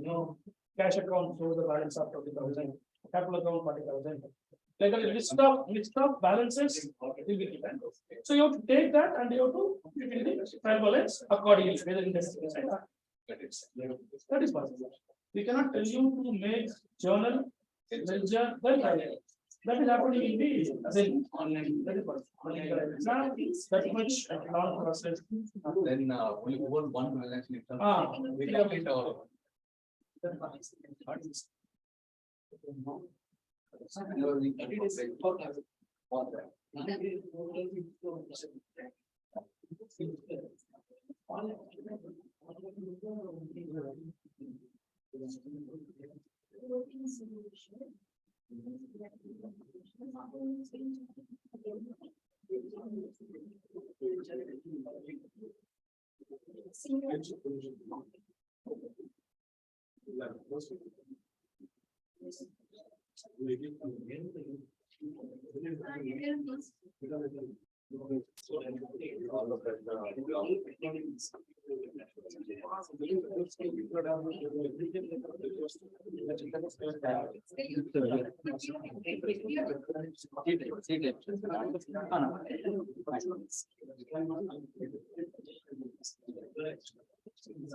Okay, those are online. Can you see the screen?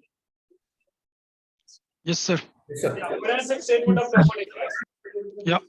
Yes, sir. All right.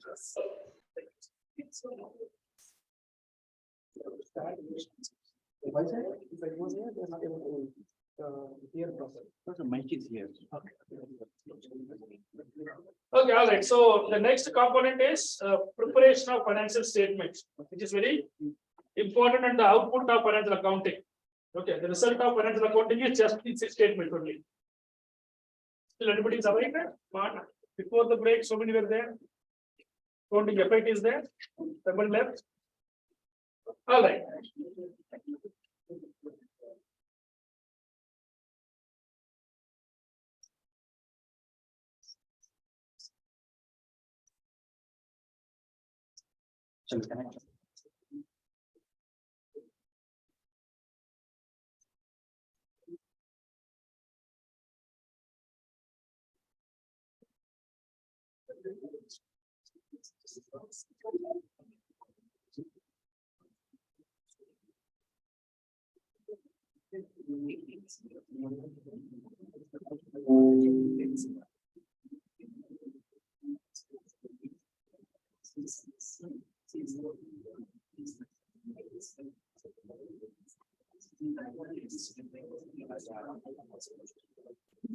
Okay, this format you have taken last class.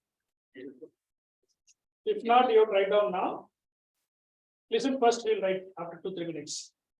Is recording on? Yes, yes.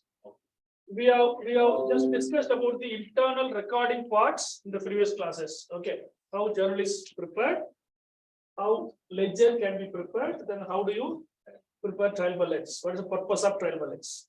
So only arithmetical accuracy checking point is a trial balance. Now after the trial balance, all these three are internal records. We cannot go and see these records. Now, to achieve the objective of accounting, I told you we have to prepare two statements. One is balance sheet. Balance sheet is nothing but a statement that exhibits, that records the assets, liabilities, and the equity of a business organization on a particular point in time. Okay. There are so many different ownership pattern is there in the country as well as in the other countries as well. Ownership pattern. I already discussed last class. Ownership pattern may be sole proprietorship, partnership, into undivided family, joint stock company, and cooperative form of business organization. Accounting rule, basic concepts, all are same for across these organizations. But how do you display your data? How do you prepare your financial statement? That differs from organization to organization, based on who is controlling you, who is regulating you. Okay, now we are concerned about joint stock companies' financial statements. Other four organizations we are not concerned about.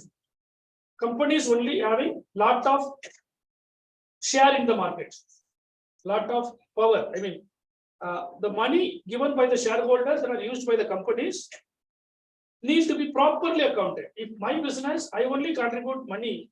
If I do some mistake in my accounting, nobody bothers. It's my money. If there is any scam in my accounting, it's I have to bother. That's it. Okay. If it's a partnership, of course, it's affecting only very few people. Cooperative form and the company form, it affects the larger group of people. You take an example of Satyam. When Satyam was coming out with the scam or whatever you call, okay, the accounting scam, okay, the entire market is getting affected. Okay, so many people are investing in companies, and the stakeholders of the companies are many. Okay, so government wants to have a little more control, a little more transparency in the books of accounts of joint stock companies, limited liability companies. Okay, so Companies Act 2013 is the governing enactment or guiding enactment for companies in India. So Companies Act 2013 is giving the format. In this format only, we have to make our financial statement that is stipulated by Companies Act. We cannot deviate from that. And one more thing you have to understand. This financial statement, what we are going to discuss now, or right away you are seeing from the screen, is as per the Companies Act. There is an Income Tax Act, 1961.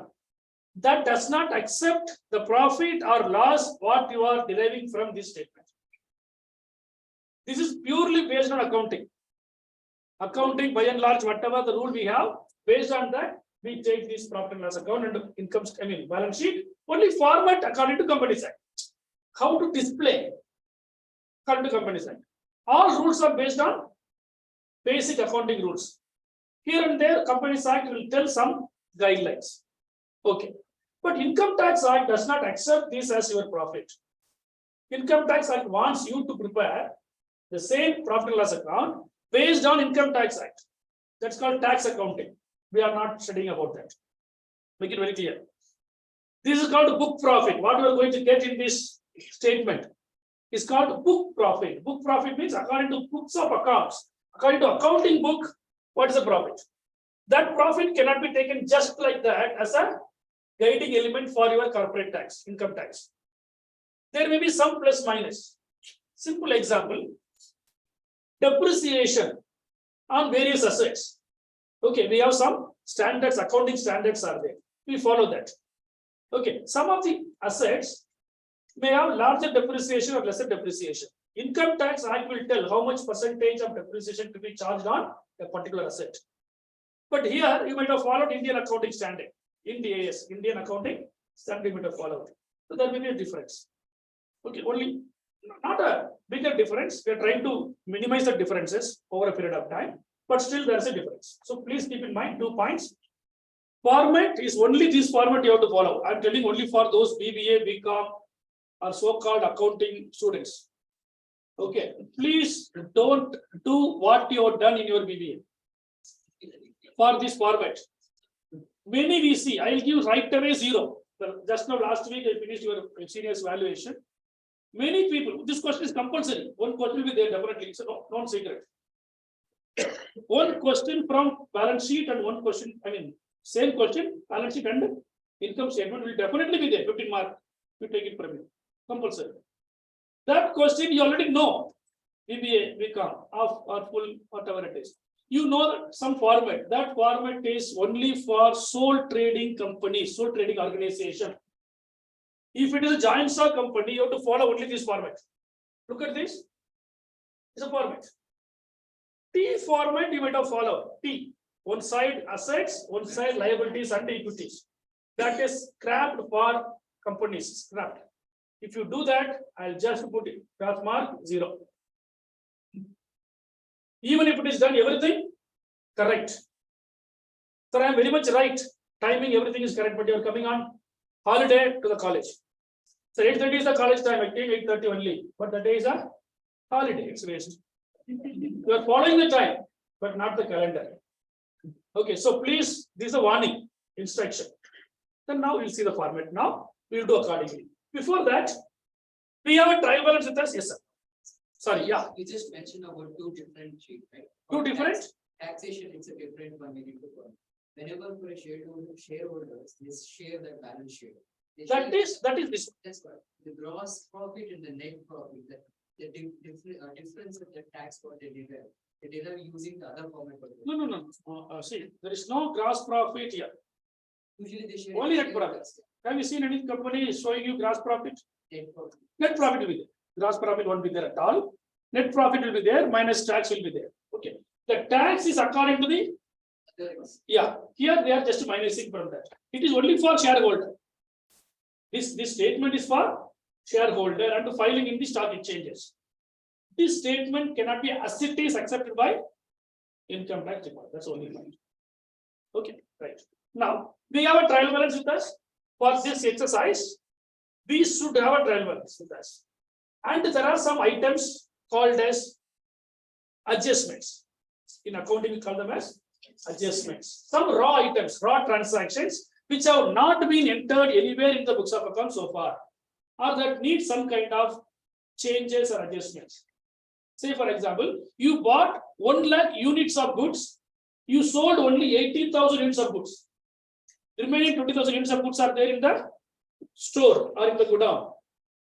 Okay, this has not been recorded anywhere. Purchase account will show the total value of purchase for 1 lakh worth, 1 lakh unit. Sales will show the value for only 80,000 units. Are you able to understand? Only in the inventory record, you will have unit of measurement. 1 lakh you bought, various days inventory was issued, sold, the remaining is 20,000 units. That is there in the book.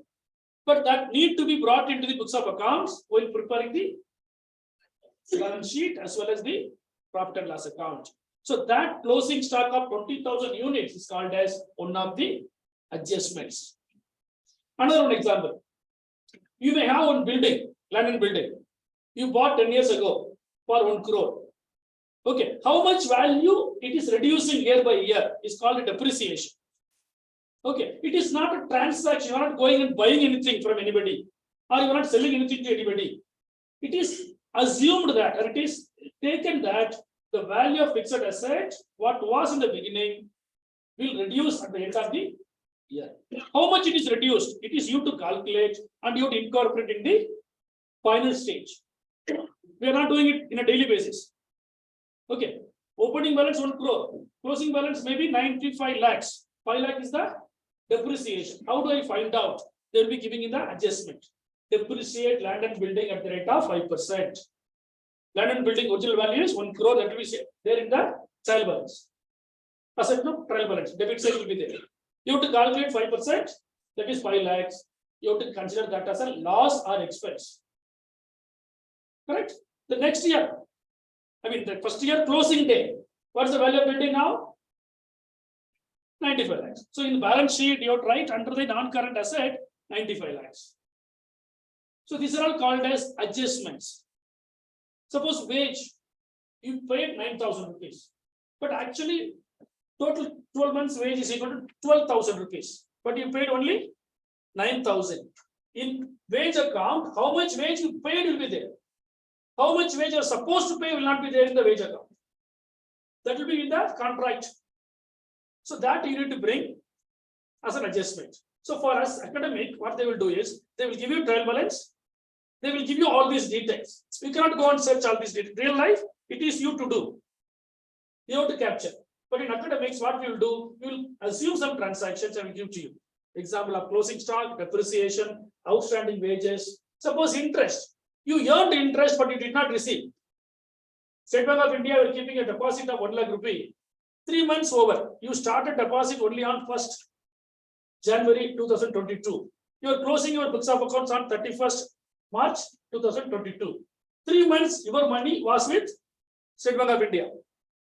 State Bank of India is going to give you interest only at the end of 6th month, for the first 6 months.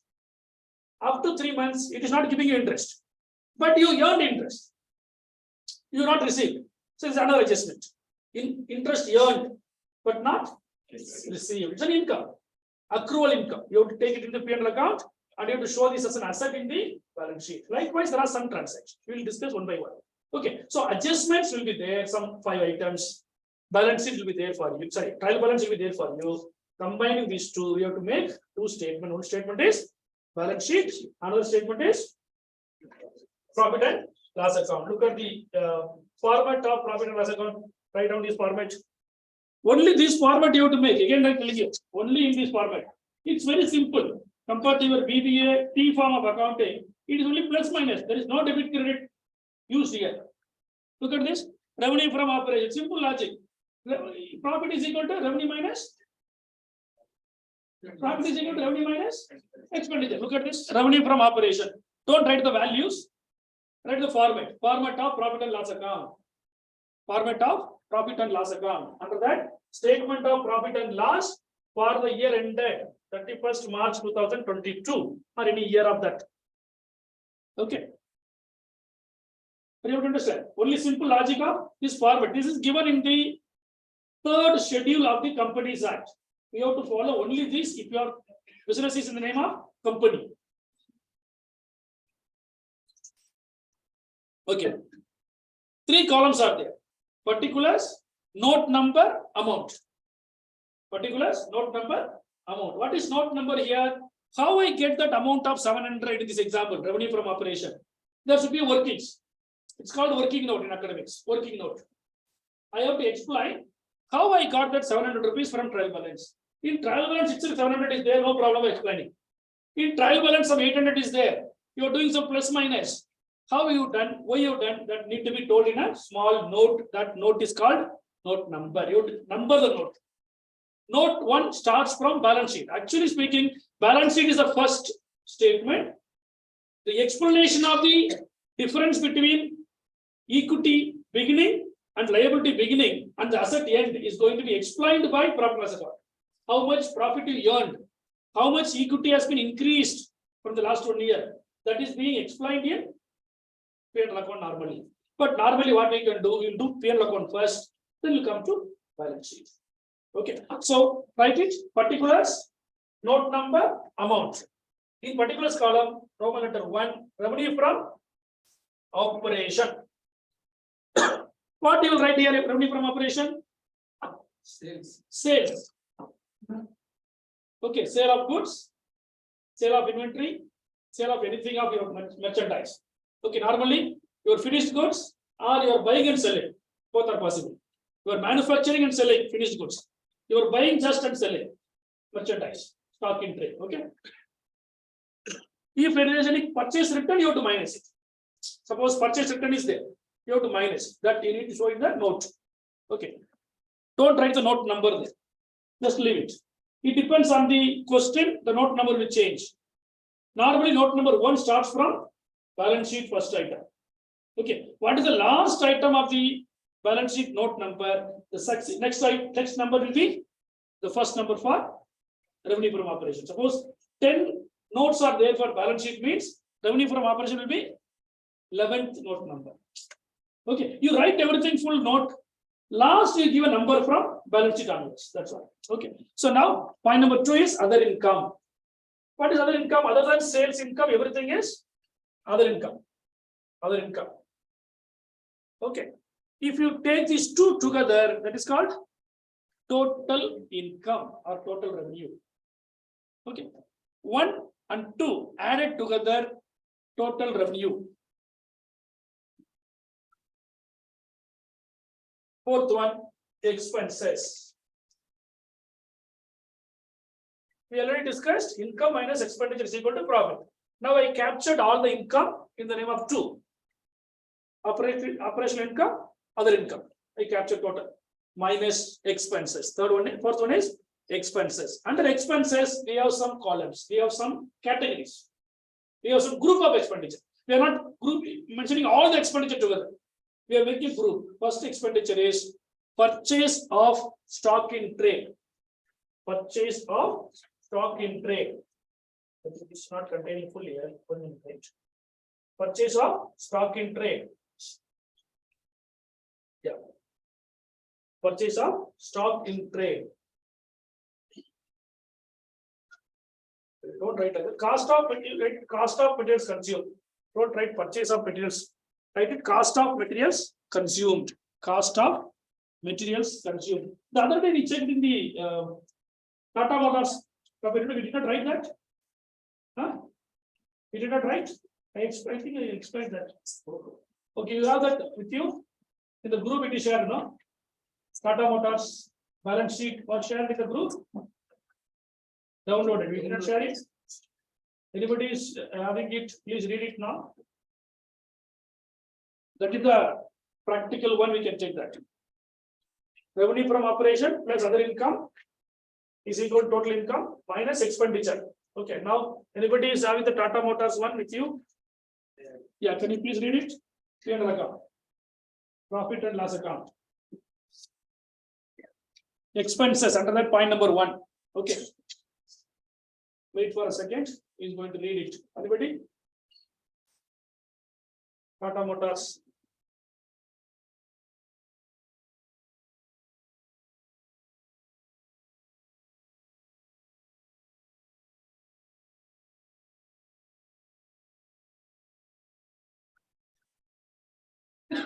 Okay, this is having everything. This question has everything, so we can go with this. Cost of material consumed, first one under the expense column. Point number 2, purchase of stock in trade. Purchase of stock in trade. Point number 2, second expenditure B. Okay, third one is change in inventories. Change in inventories. Change in inventories. Inventories of finished goods, comma, work in progress, and stock in trade. Okay, first one is cost of materials consumed. I'll explain you how to calculate it. Point number B, purchase of stock in trade or inventory in trade. Purchase of stock in trade. Third one is change in inventories of finished goods, work in progress, and inventory in trade or stock in trade. Copy this. It's exactly everything is there. Then employee benefit expenses, other operating expenses, selling and administrative expenses, finance cost, depreciation and amortization expenses. Last one is other expenses.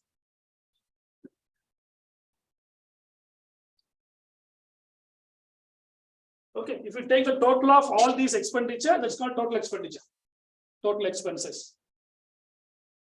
Then what to do? From the income, total income, we have to minus these total expenses. That is equal to profit. Net profit. So what is the change in inventory? I'll explain to you. I'll explain. All the expenses heading, I'll explain to you. Just copy up to net profit. I'll explain one by one for a minute. All these expenses. Have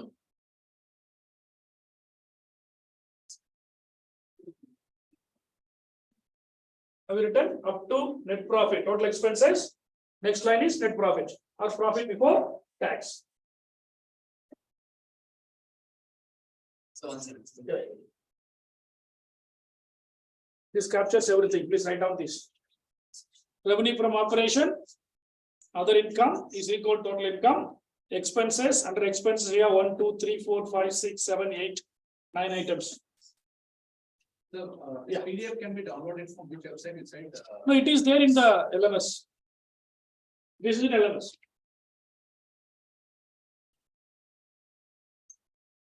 It's just downloaded from LMS only.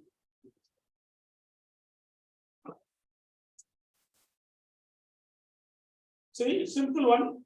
In exam, if it is asked this question, you have to draw this format first. Then you fill the values. It's very simple actually. Compared to your T form of accounting. In T form of accounting, there's no format. Transactions can be named only in this category. Which one? Whatever the nature of transaction, Yeah, whatever you are finding in the trial balance, that should be brought here. Only income and expenditure should be brought in P&L account. Only in this name. this name. Only in this name. Suppose you are finding an X item in trial balance, that's an expense. That if it is an expense, it should fall under any one of these 9 categories, 9 headings. Each and every heading will have its own note. You have to prepare a note. In that, you should have some detail. Suppose example, note number 11, 25,060. How cost of material consumed is 25,060 is being explained in note number 11. I'll explain to you what it is. How do you do that? So it means whenever if they say note number 11, it means it is cost of materials. No. Note number 11 is not always cost of material consumed. Cost of material consumed should be number. That's it. What number? It should be the next number of other income. What is the number for other income? Next number of revenue from operation. How do you number this revenue from operation? The very next number of last number of the balance sheet. Balance sheet last number is 8 in this case. That is why it is 9. Suppose you are doing for some other company, last number of balance sheet is 20. Is it start from 21. That's what I'm telling. Don't write the number first. You do everything fully. Calculation is done. Then you go on to give the number from balance sheet 1, 2, 3. Okay. Now I'll explain to you what it is. Cost of material consumed is nothing but opening stock of raw material plus closing stock of raw material minus opening stock plus purchase minus closing. I explain again.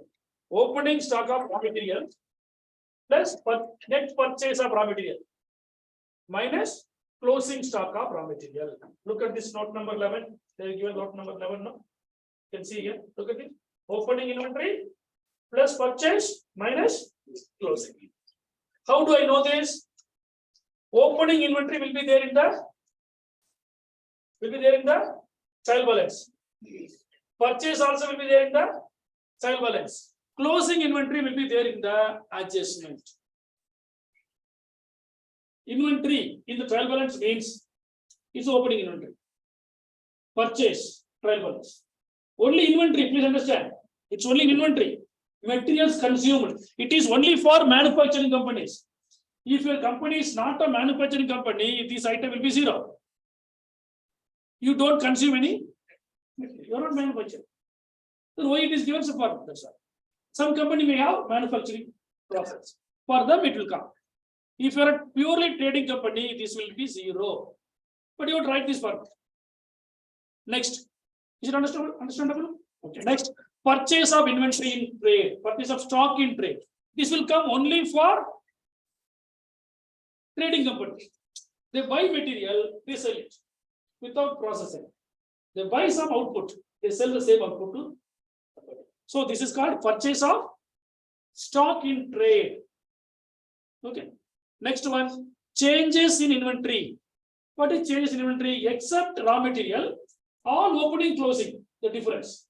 Opening stock of work in progress, opening stock of finished goods, plus opening stock of stock in trade, minus closing stock of work in progress, closing stock of stock in trade, closing stock of finished goods will be equal to change in inventories.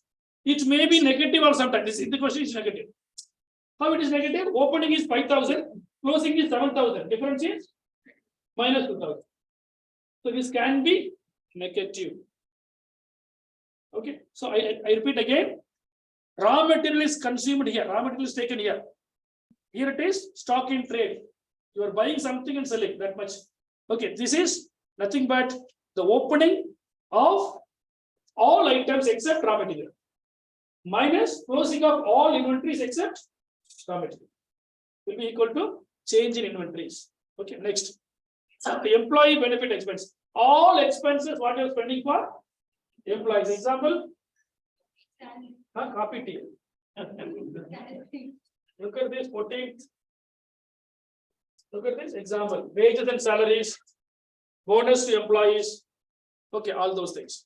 Okay. If there is any outstanding, you add it. Outstanding. Okay. What is this sheet that you're having? Is it actually the trial balance or the notes? Is the answer. Trial balance is here. Look at it. Trial balance here. Trial balance is this one. Okay. From this, we have to take it. Look at this wages and salaries. It's given trial balance 28,300. Okay. This is a trial balance given to us.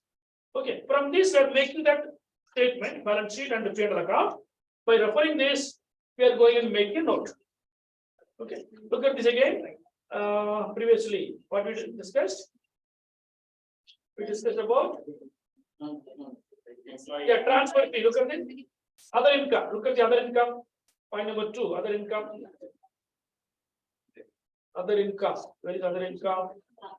Yeah, other income. Transfer fee. 700 rupees other income. And then miscellaneous receipt 2,800. Discount received is 3,300. How do I know all these things? It is there in the trial balance. Trial balance is the only reference point. Plus these adjustments. How do I know this adjustment? It is given here. See, after the trial balance is done, it's a big trial balance, huge trial balance.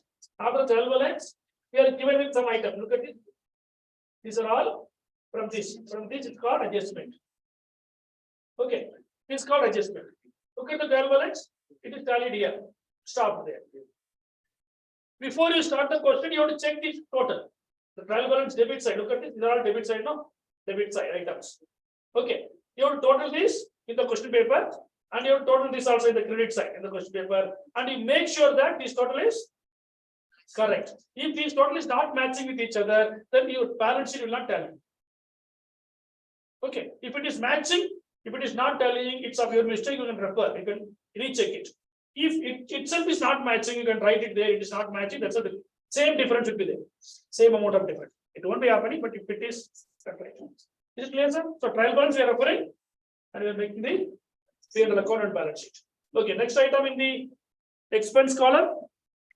Employee benefit expense. I told you all the expense of employee salary, bonus, wages, incentives, everything what you are giving to employees in any name.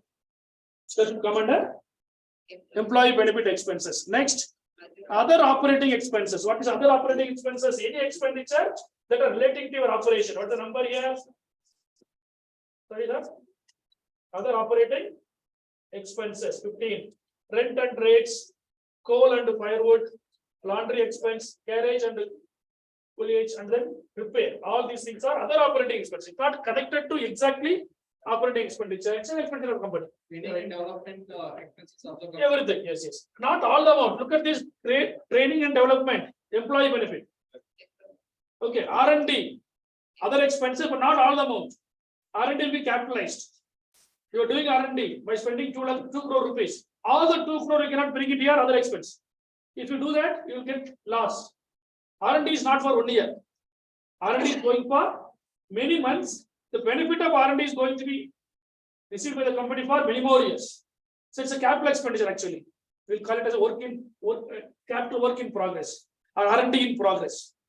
We'll go for a patent later.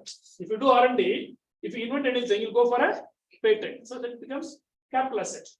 You cannot debit all, you cannot create all the amount of R&D into P&L account. If you do that, drastically your profit will come down. It's not actually for the current year operation. It's for finding out something, inventing something. Portion of R&D will be taken for 1 year. Suppose 10 crore is spent. The benefit of 10 crore is going to be for next 20 years. So 10 crore by 20, how much? That much should be recorded in 1 year P&L account in the name of other expenditure. Next, selling and distribution. Okay, selling and administration expenditure. Other selling, advertisement. Okay, and then office furniture depreciation, all those things. Okay, next. Okay, take an example. 16th column we go. 16. Advertising, sundry expenses. Example. Okay.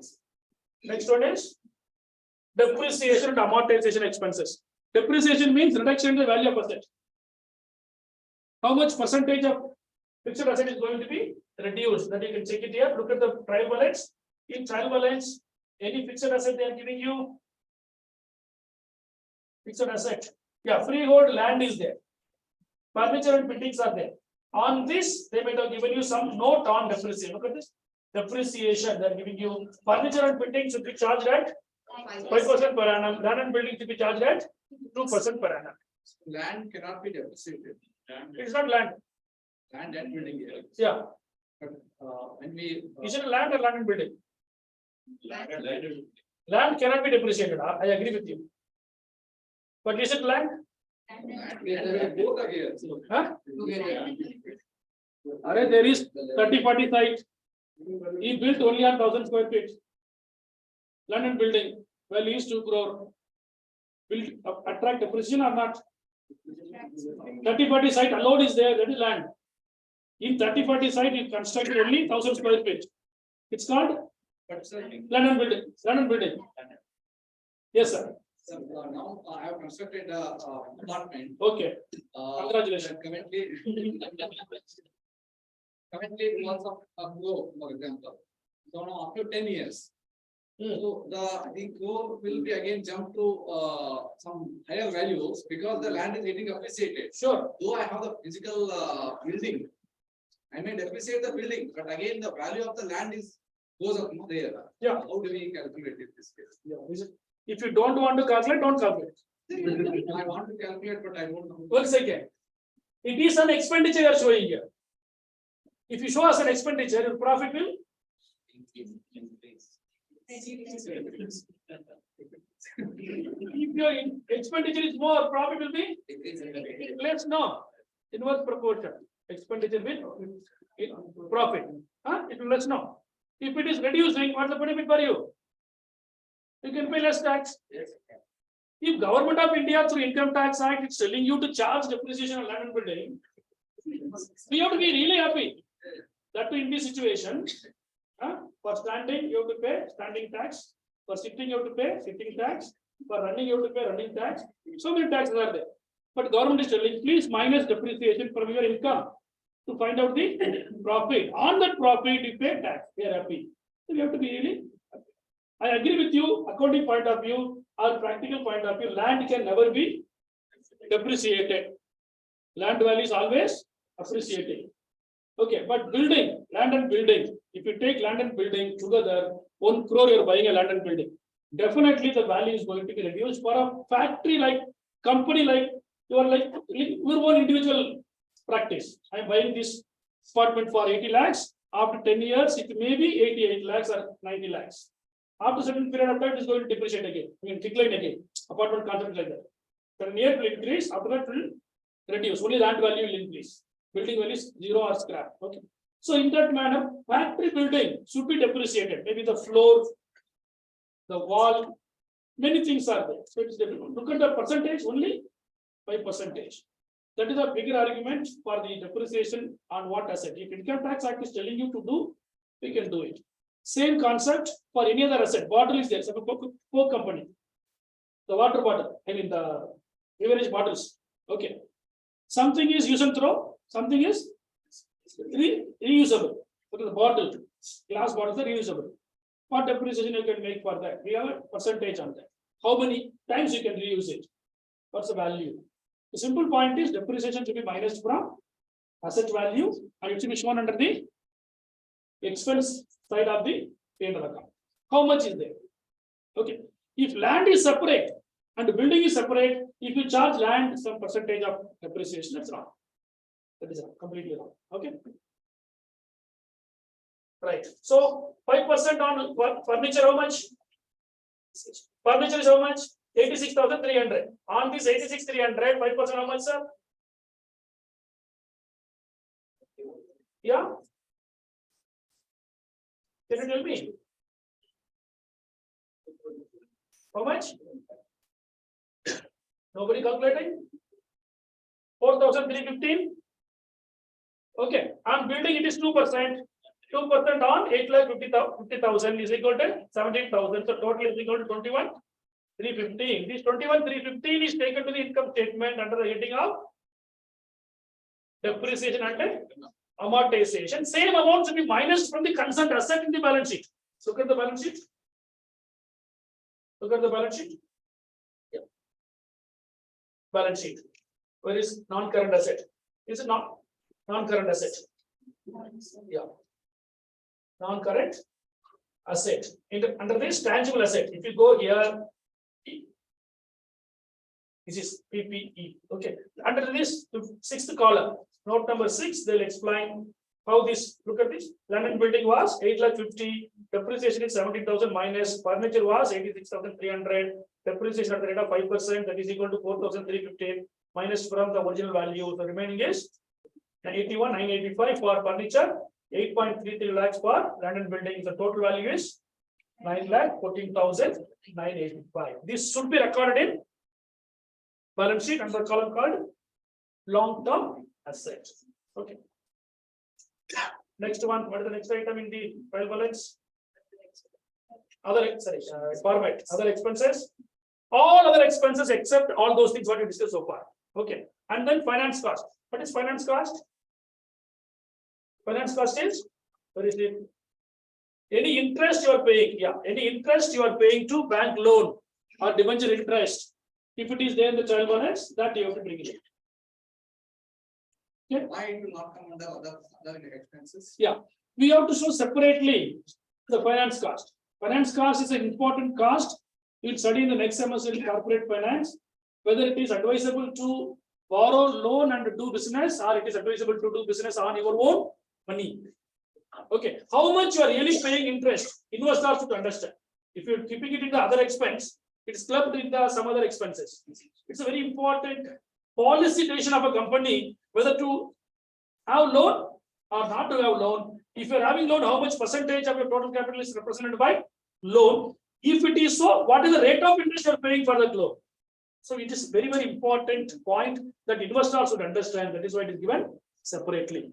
To ascertain or to know what amount of interest we are paying. Yeah, not only that, how much percentage of total capital is coming from loan? Suppose your total capital is 1 crore. How much is your loan capital? How much you are paying for that? As an investor, I should know. See, I am not a loan provider for you. I am an equity holder, equity shareholder. But I am worried about loan. I am one of the owners of your company, but I am not. Lender for you. I am a owner. So why should I worry about loan? If loan is more, all the profit will go to interest only. I will not get any profit, share of dividend I won't get it. My company may do extremely good, but all those profit came for company is going only for payment of interest. In that case, I am losing my money or I'm not getting any money. So I have to take a decision. Should I retain the company's equity share or I have to sell and go back to another company? For that clarity, we are giving to the investor. Okay, this statement is publicly available. So we are giving this in this statement. Okay. Next, other expenses. Any other expense? Preliminary expense means your company started in 2020 by spending some legal expenses, some charges and all, creating charges, flotation charges. Beginning, some lump sum you pay 10 lakhs, 20 lakhs for consultant and other things. This is not the expenditure of 1 year. The company is going to be forever, but you are spending the money only in 1 month to start the company, or 6 months to start the company. That money cannot be charged against your revenue in one shot. It should be spread across. So portion of the initial floating cost is taken for 1 year, and the remaining money is going to be for next coming years.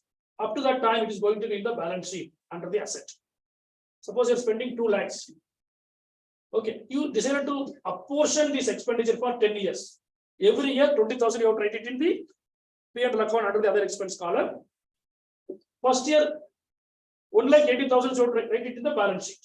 Second year, 20 will come under other expense. 160 will go to balance sheet. Just like a building, just like another asset. You have to minus, keep on minusing. One fine day after 10 years are over, to become. Later on, you need not show under this column. Okay, if you take total of all these things, all expenditure, it is called total expenditure. From the total revenue, if you minus this total expenditure, that's called net profit before tax. If any tax is available, you have to minus tax, that is going to be net profit after tax. Okay, similarly, balance sheet. Look at the balance sheet. Balance sheet, it's a balance sheet format. Equity and liability one side, one portion, equity, 2 portions are there. 2 parts. First part is equity and liability, second part is asset. Okay. So in the balance sheet, first equity and liability should be there. Yes. You cannot make first asset and then later the equity and liability. No, because it's a format given by Companies Act. Okay, we can make it. In trading T format also, this side liabilities, left side liabilities, right side assets in India. But in America, what they will do, they will just reverse it. Okay, they will write asset first and then liability next. So just a custom, but it is a law. Custom can be changed, but law, I would refer again and again. If it is changeable, you can change. Okay, as far as my knowledge concerns, every company does like this only. So it is to be equity and liability first. How it is used? Actually, this is called source of finance. All these are nothing but source. Where you get money from? This is what explained here. What this money have been used? That is explained in the resources, applications. This is claims. This is resource available for you. Okay. You remember first day I told you, resources are equal to claims, the accounting equation. Assets are equal to liabilities plus equity. Okay. So each and every this format. First one is shareholder fund. Under this, you have to write equity share capital, preference share capital, or any capital. Any share capital will come under this heading. Resource and surplus means so far if you earn profit, that profit is retained in the business means resource and surplus you get. In the trial balance, if there is any general reserve, capital reserve, reserve fund, all those things are called as resource and surplus. Resource surplus means profit available in this current year. Reserve means so far how much you accumulated profit in the name of reserve. Okay, look at this column number 1. Sorry, 2, no? 2, yeah. Note number 2, look at this. Reserve in the beginning, okay, plus reserve what we are making current year. Minus, if any dividend you are paying, that you have to minus. In this case, it is not there, so they just added current year profit. This is current year profit. Okay, 41,500 is the previous year profit. How do I know this? In the trial balance, it will be there. Total trial balance. In the credit side, you remember profit is always credit side. I told you. So go look at this. 41,500 already there. In the opening, it's opening of this current year, they already have a profit of 41,500 not given to shareholder, retained in the business. Plus current year profit. What is the current year profit? Current year profit is 22,245. The two are added together. That is going to be your surplus. Total surplus. Okay. If anything they are telling you, from the total surplus, make some 1,000 rupees as reserve. If that is the case, from this 63,745, you have to minus 1,000, you have to add 1,000 with this. Of course, the grand total is going to be the same, but internal total is going to be different. Surplus, 1,000 rupees is going to be minus, reserves, 1,000 rupees is going to be increased. Next, reserves and surplus. After that, second heading, non-current liabilities, long-term liabilities. What is long-term liability? Bank loan, debentures, etc. Look at this. Note number 3. Note number 3 talks about long-term liabilities. Secured loan and unsecured loan. Secured loan means you are giving some security and taking loan, collateral security and taking loan. Non-secured means without collateral you are taking loan. But no matter, both to be added together in a different name, and you have to add it together, you have to bring it to balance sheet. Okay. Understandable? Fourth one is next item in the balance sheet is current liabilities. Current liabilities. Okay. Current liabilities, trade payable, sundry creditors, bills payable, outstanding liabilities, all those things will come there. Okay, some current liabilities. Then you will take a total of liabilities. Then other side assets. Okay, assets. Non-current assets, tangible, intangible, and then current assets. What is tangible and intangible? Tangible means building, land, etc., furniture, etc. Okay. Intangible means patent, copyright, goodwill, etc. Okay. Take a separate note. All the things need not to be there for one company. It's a format actually. Okay. Some question may not be having goodwill. Some question may not be having patent. Depends. Okay. And then current assets. Under that, inventory separately, trade receivable separately, cash and bank balance separately. Take a total. This total of assets should be equal to the total of liabilities and equity. That's accounting basic equation. Double entry bookkeeping. Why always assets are equal to liability and equity? Based on dual aspect concept, because of double entry bookkeeping. For each and every transaction, we are making two place entry. Okay. Now the adjustments are there now. Adjustment items should be recorded in two places. If you take trial balance item, it will be recorded only one place. If it is an income, income statement. If it is expenditure, again income statement. If it is liability, balance sheet. If it is equity, balance sheet. If it is asset, balance sheet. Only one item, one place. But those items given under this category, after this total of trial balance, we are having some items now. These are all called as adjustments, I told you. All these items will be recorded in two places. One is in debit, means opposite should be in credit. Why it is so? Journal entries are not done for that. Directly we are giving effect in the financial statement. Goods purchased, we make an entry. Purchase account debit to cash.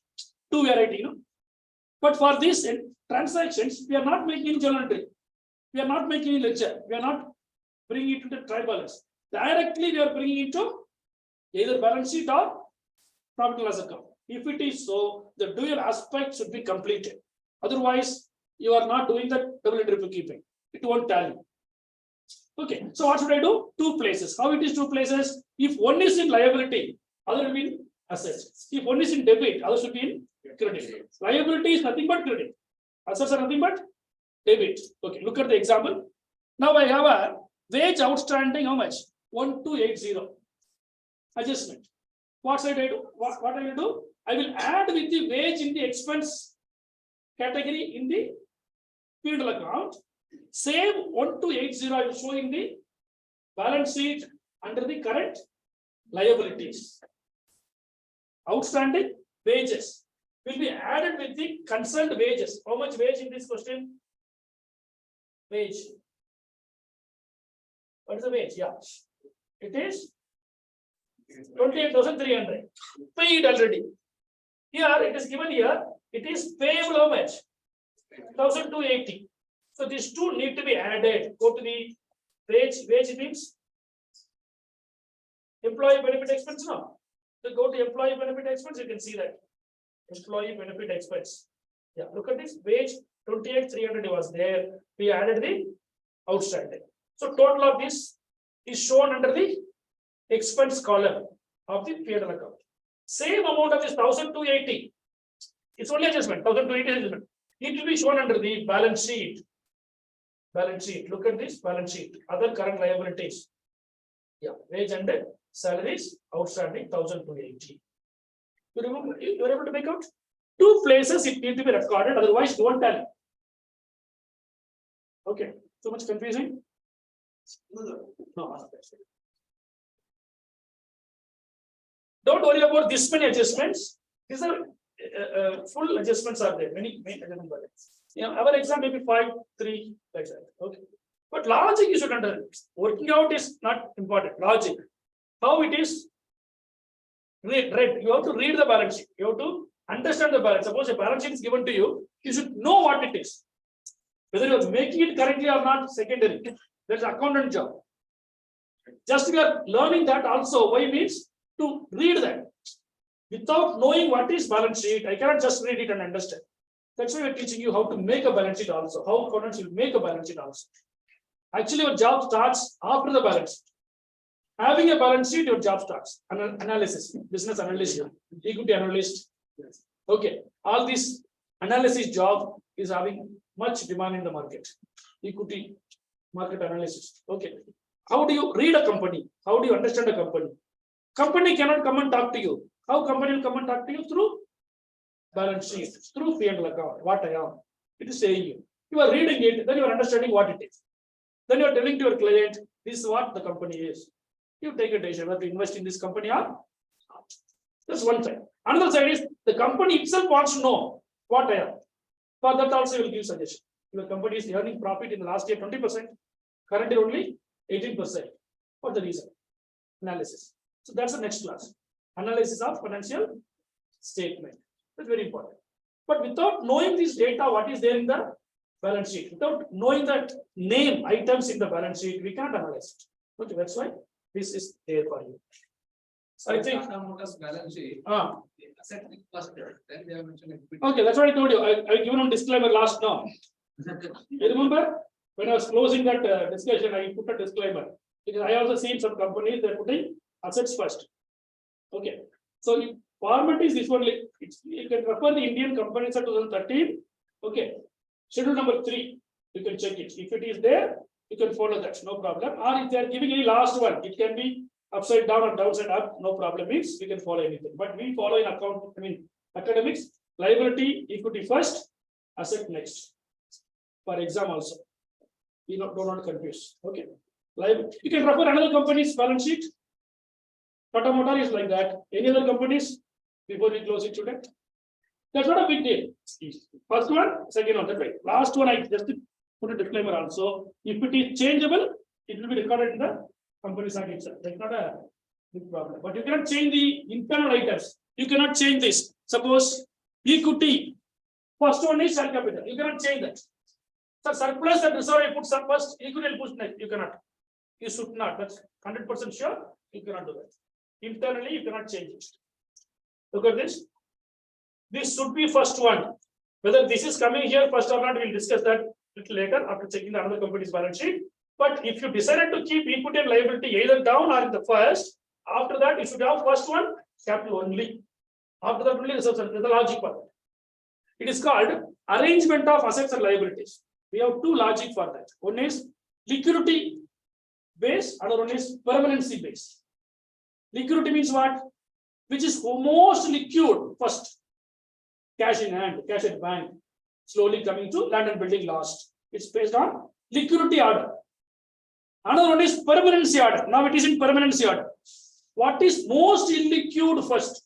Land and building is most illiquid. You cannot sell it. Okay. Land and building is most illiquid. So that starts first. So company side follows the permanency order of arranging the balance sheet, meaning marshalling of a balance sheet. What comes first? Most illiquid. Most liquid is the last item. You can see current assets. Last one is current assets now. Look at this. Cash in hand is the last asset. Ready cash. It's liquid, already liquid. You did not liquidate again. Okay. Some people will do the reverse. Permanency order, this one. Liquidity order means cash in hand first. Last one will be in liquidity order. Last one will be land and building. But company side follows the first one. Okay. You check other any other company balance sheet? Yeah, please check it. Okay, is it clear for you? Theoretically, it makes sense. From trial balance, how do you take it? In trial balance, some 20 items are there. We'll conclude now. 20 items are going to be there, or 25 items are going to be there. You have to categorize them into 5. Liability, equity, income, expenditure, assets. You have to take 5 categories. Only these 5 possibilities. Okay, of course, profit or loss, one more thing will be there. After deciding all these 6, you have to take only income and expenditure to profit and loss account. In that order, in that statement format. You have to take rest of all 3 items: asset, equity, liability, including profit, to balance sheet in that respective format. It is to decide what are income, what are expenditure, and what are equity, what is asset, and what is liability. Okay. For little more understanding, debit side, debit side always it will be either asset or loss or equity. In that way, you get next level. After that, you should know what it is. Or I don't know. Preliminary expense is given. I don't know if the expense or income means. Trade expenses are given. So I don't know if the expense or income. That much I think we are not like that. Okay, but some item may confuse. Rent rates. If it is in credit side, income. If it is in debit side, expenses. That confusion. Okay, commission may be received, paid also. If nothing is given, so just commission is given, just commission letter is given. From the side, we have to take whether it is income or expenditure. Debit side means commission paid. Credit side means commission received. Commission received, where you record? In P&L account and balance sheet. Commission received is given in the trial balance. Where you will record that? P&L, okay, where? Other income. Commission paid? Other expenditure. Okay. Patent. In the trial balance, you are having an item called patent. In balance sheet, under asset side, intangibles. Okay. Trade expenses. Trial balance, you are finding an item called trade expenses. Where do you record it? In the P&L or balance sheet? What's about tell me P&L or balance sheet? P&L, let's confirm. Next, expense confirm. Under which expense? Other expenses. Other expenses. Okay. Advertisement. There is an expense called selling under admin expense. Why other expense? Salesman commission. Rent paid for office. Is it not admin? Is it not admin? Office. Admin. Huh? Okay. Depreciation on delivery van. Under separated one item is there. What is amortization? That's one word called amortization. Depreciation and amortization. No. What is amortization? Reduction in the value of reduction in the value of intangible asset. Patent is reducing means you write it in amortization. But of course, it's going to be added together only, and we are going to show it in the balance sheet. P&L account. Amortization and depreciation. Any other doubt? Go. The balance sheet of one more company. Is also like that only? That is cost and Okay. Okay. Then I will clarify that. I'll check. I'll check it. Okay.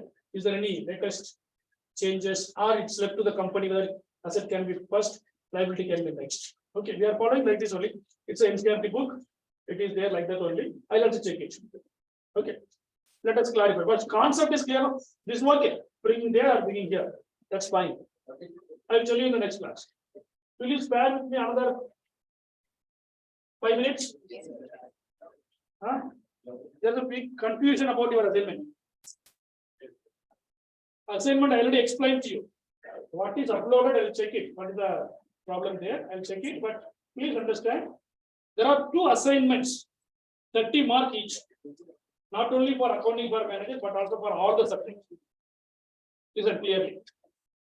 In our 2 assignments, assignment 1 and 2, one is right now. You have to submit it sometime after. That assignment is having 2 components in it. Please understand. First assignment itself is having 2 elements, 2 components. One is a theory part, another one is doing some numericals. I explained very well in the last class. Anyone can remember? What is the theory part? I just told you what are the things to be covered in the theory. What is that? Different We need- forms of business ownership. Yes, sir. We need to write that Yeah. different type of business ownership Yes, and yes. their category and comparison. Yeah. Yes, exactly. That is one part. 10 mark. The 30 mark, I'm just dividing into 2. Then 10 mark. Another 20 mark is what I told you. Ledger and journal we need to prepare. Yeah, yeah. Only ledger? Journal and ledger. Ledger, only journal and ledger? Trial also. Trial also. Okay. In the LMS, what you are seeing now is about the second part of the first assignment. The control C and just alter it.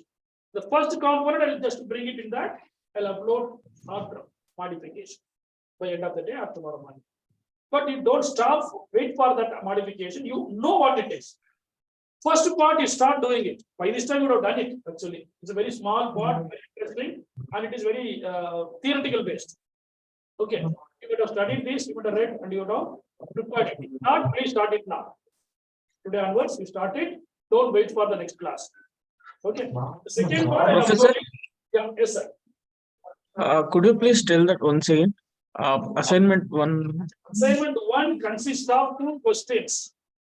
First question is about finding out the features, limitations, advantages, and the comparison of different forms of business ownership. I'll just write it in a description. I'll upload it in the comments. Don't worry about that. But those who Okay. started, proceed. Those who not started, please start. Don't wait for that. But anyway, today evening or tomorrow morning, I'll just put the right format, right description over in the LMS. Clear? Okay. Anything else? Before we close? No, Professor, thank you. Thank you so much. So up to now, we have done with introduction, journal, ledger, trial balance, and financial statement. Okay. Next class onwards, we are going to analyze the financial statements. I request all of you to just go to different companies' balance sheet and income statement and just have a look and solve some 3-4 questions from this document. Okay. Thank you so much. See you again. Thank you, Professor.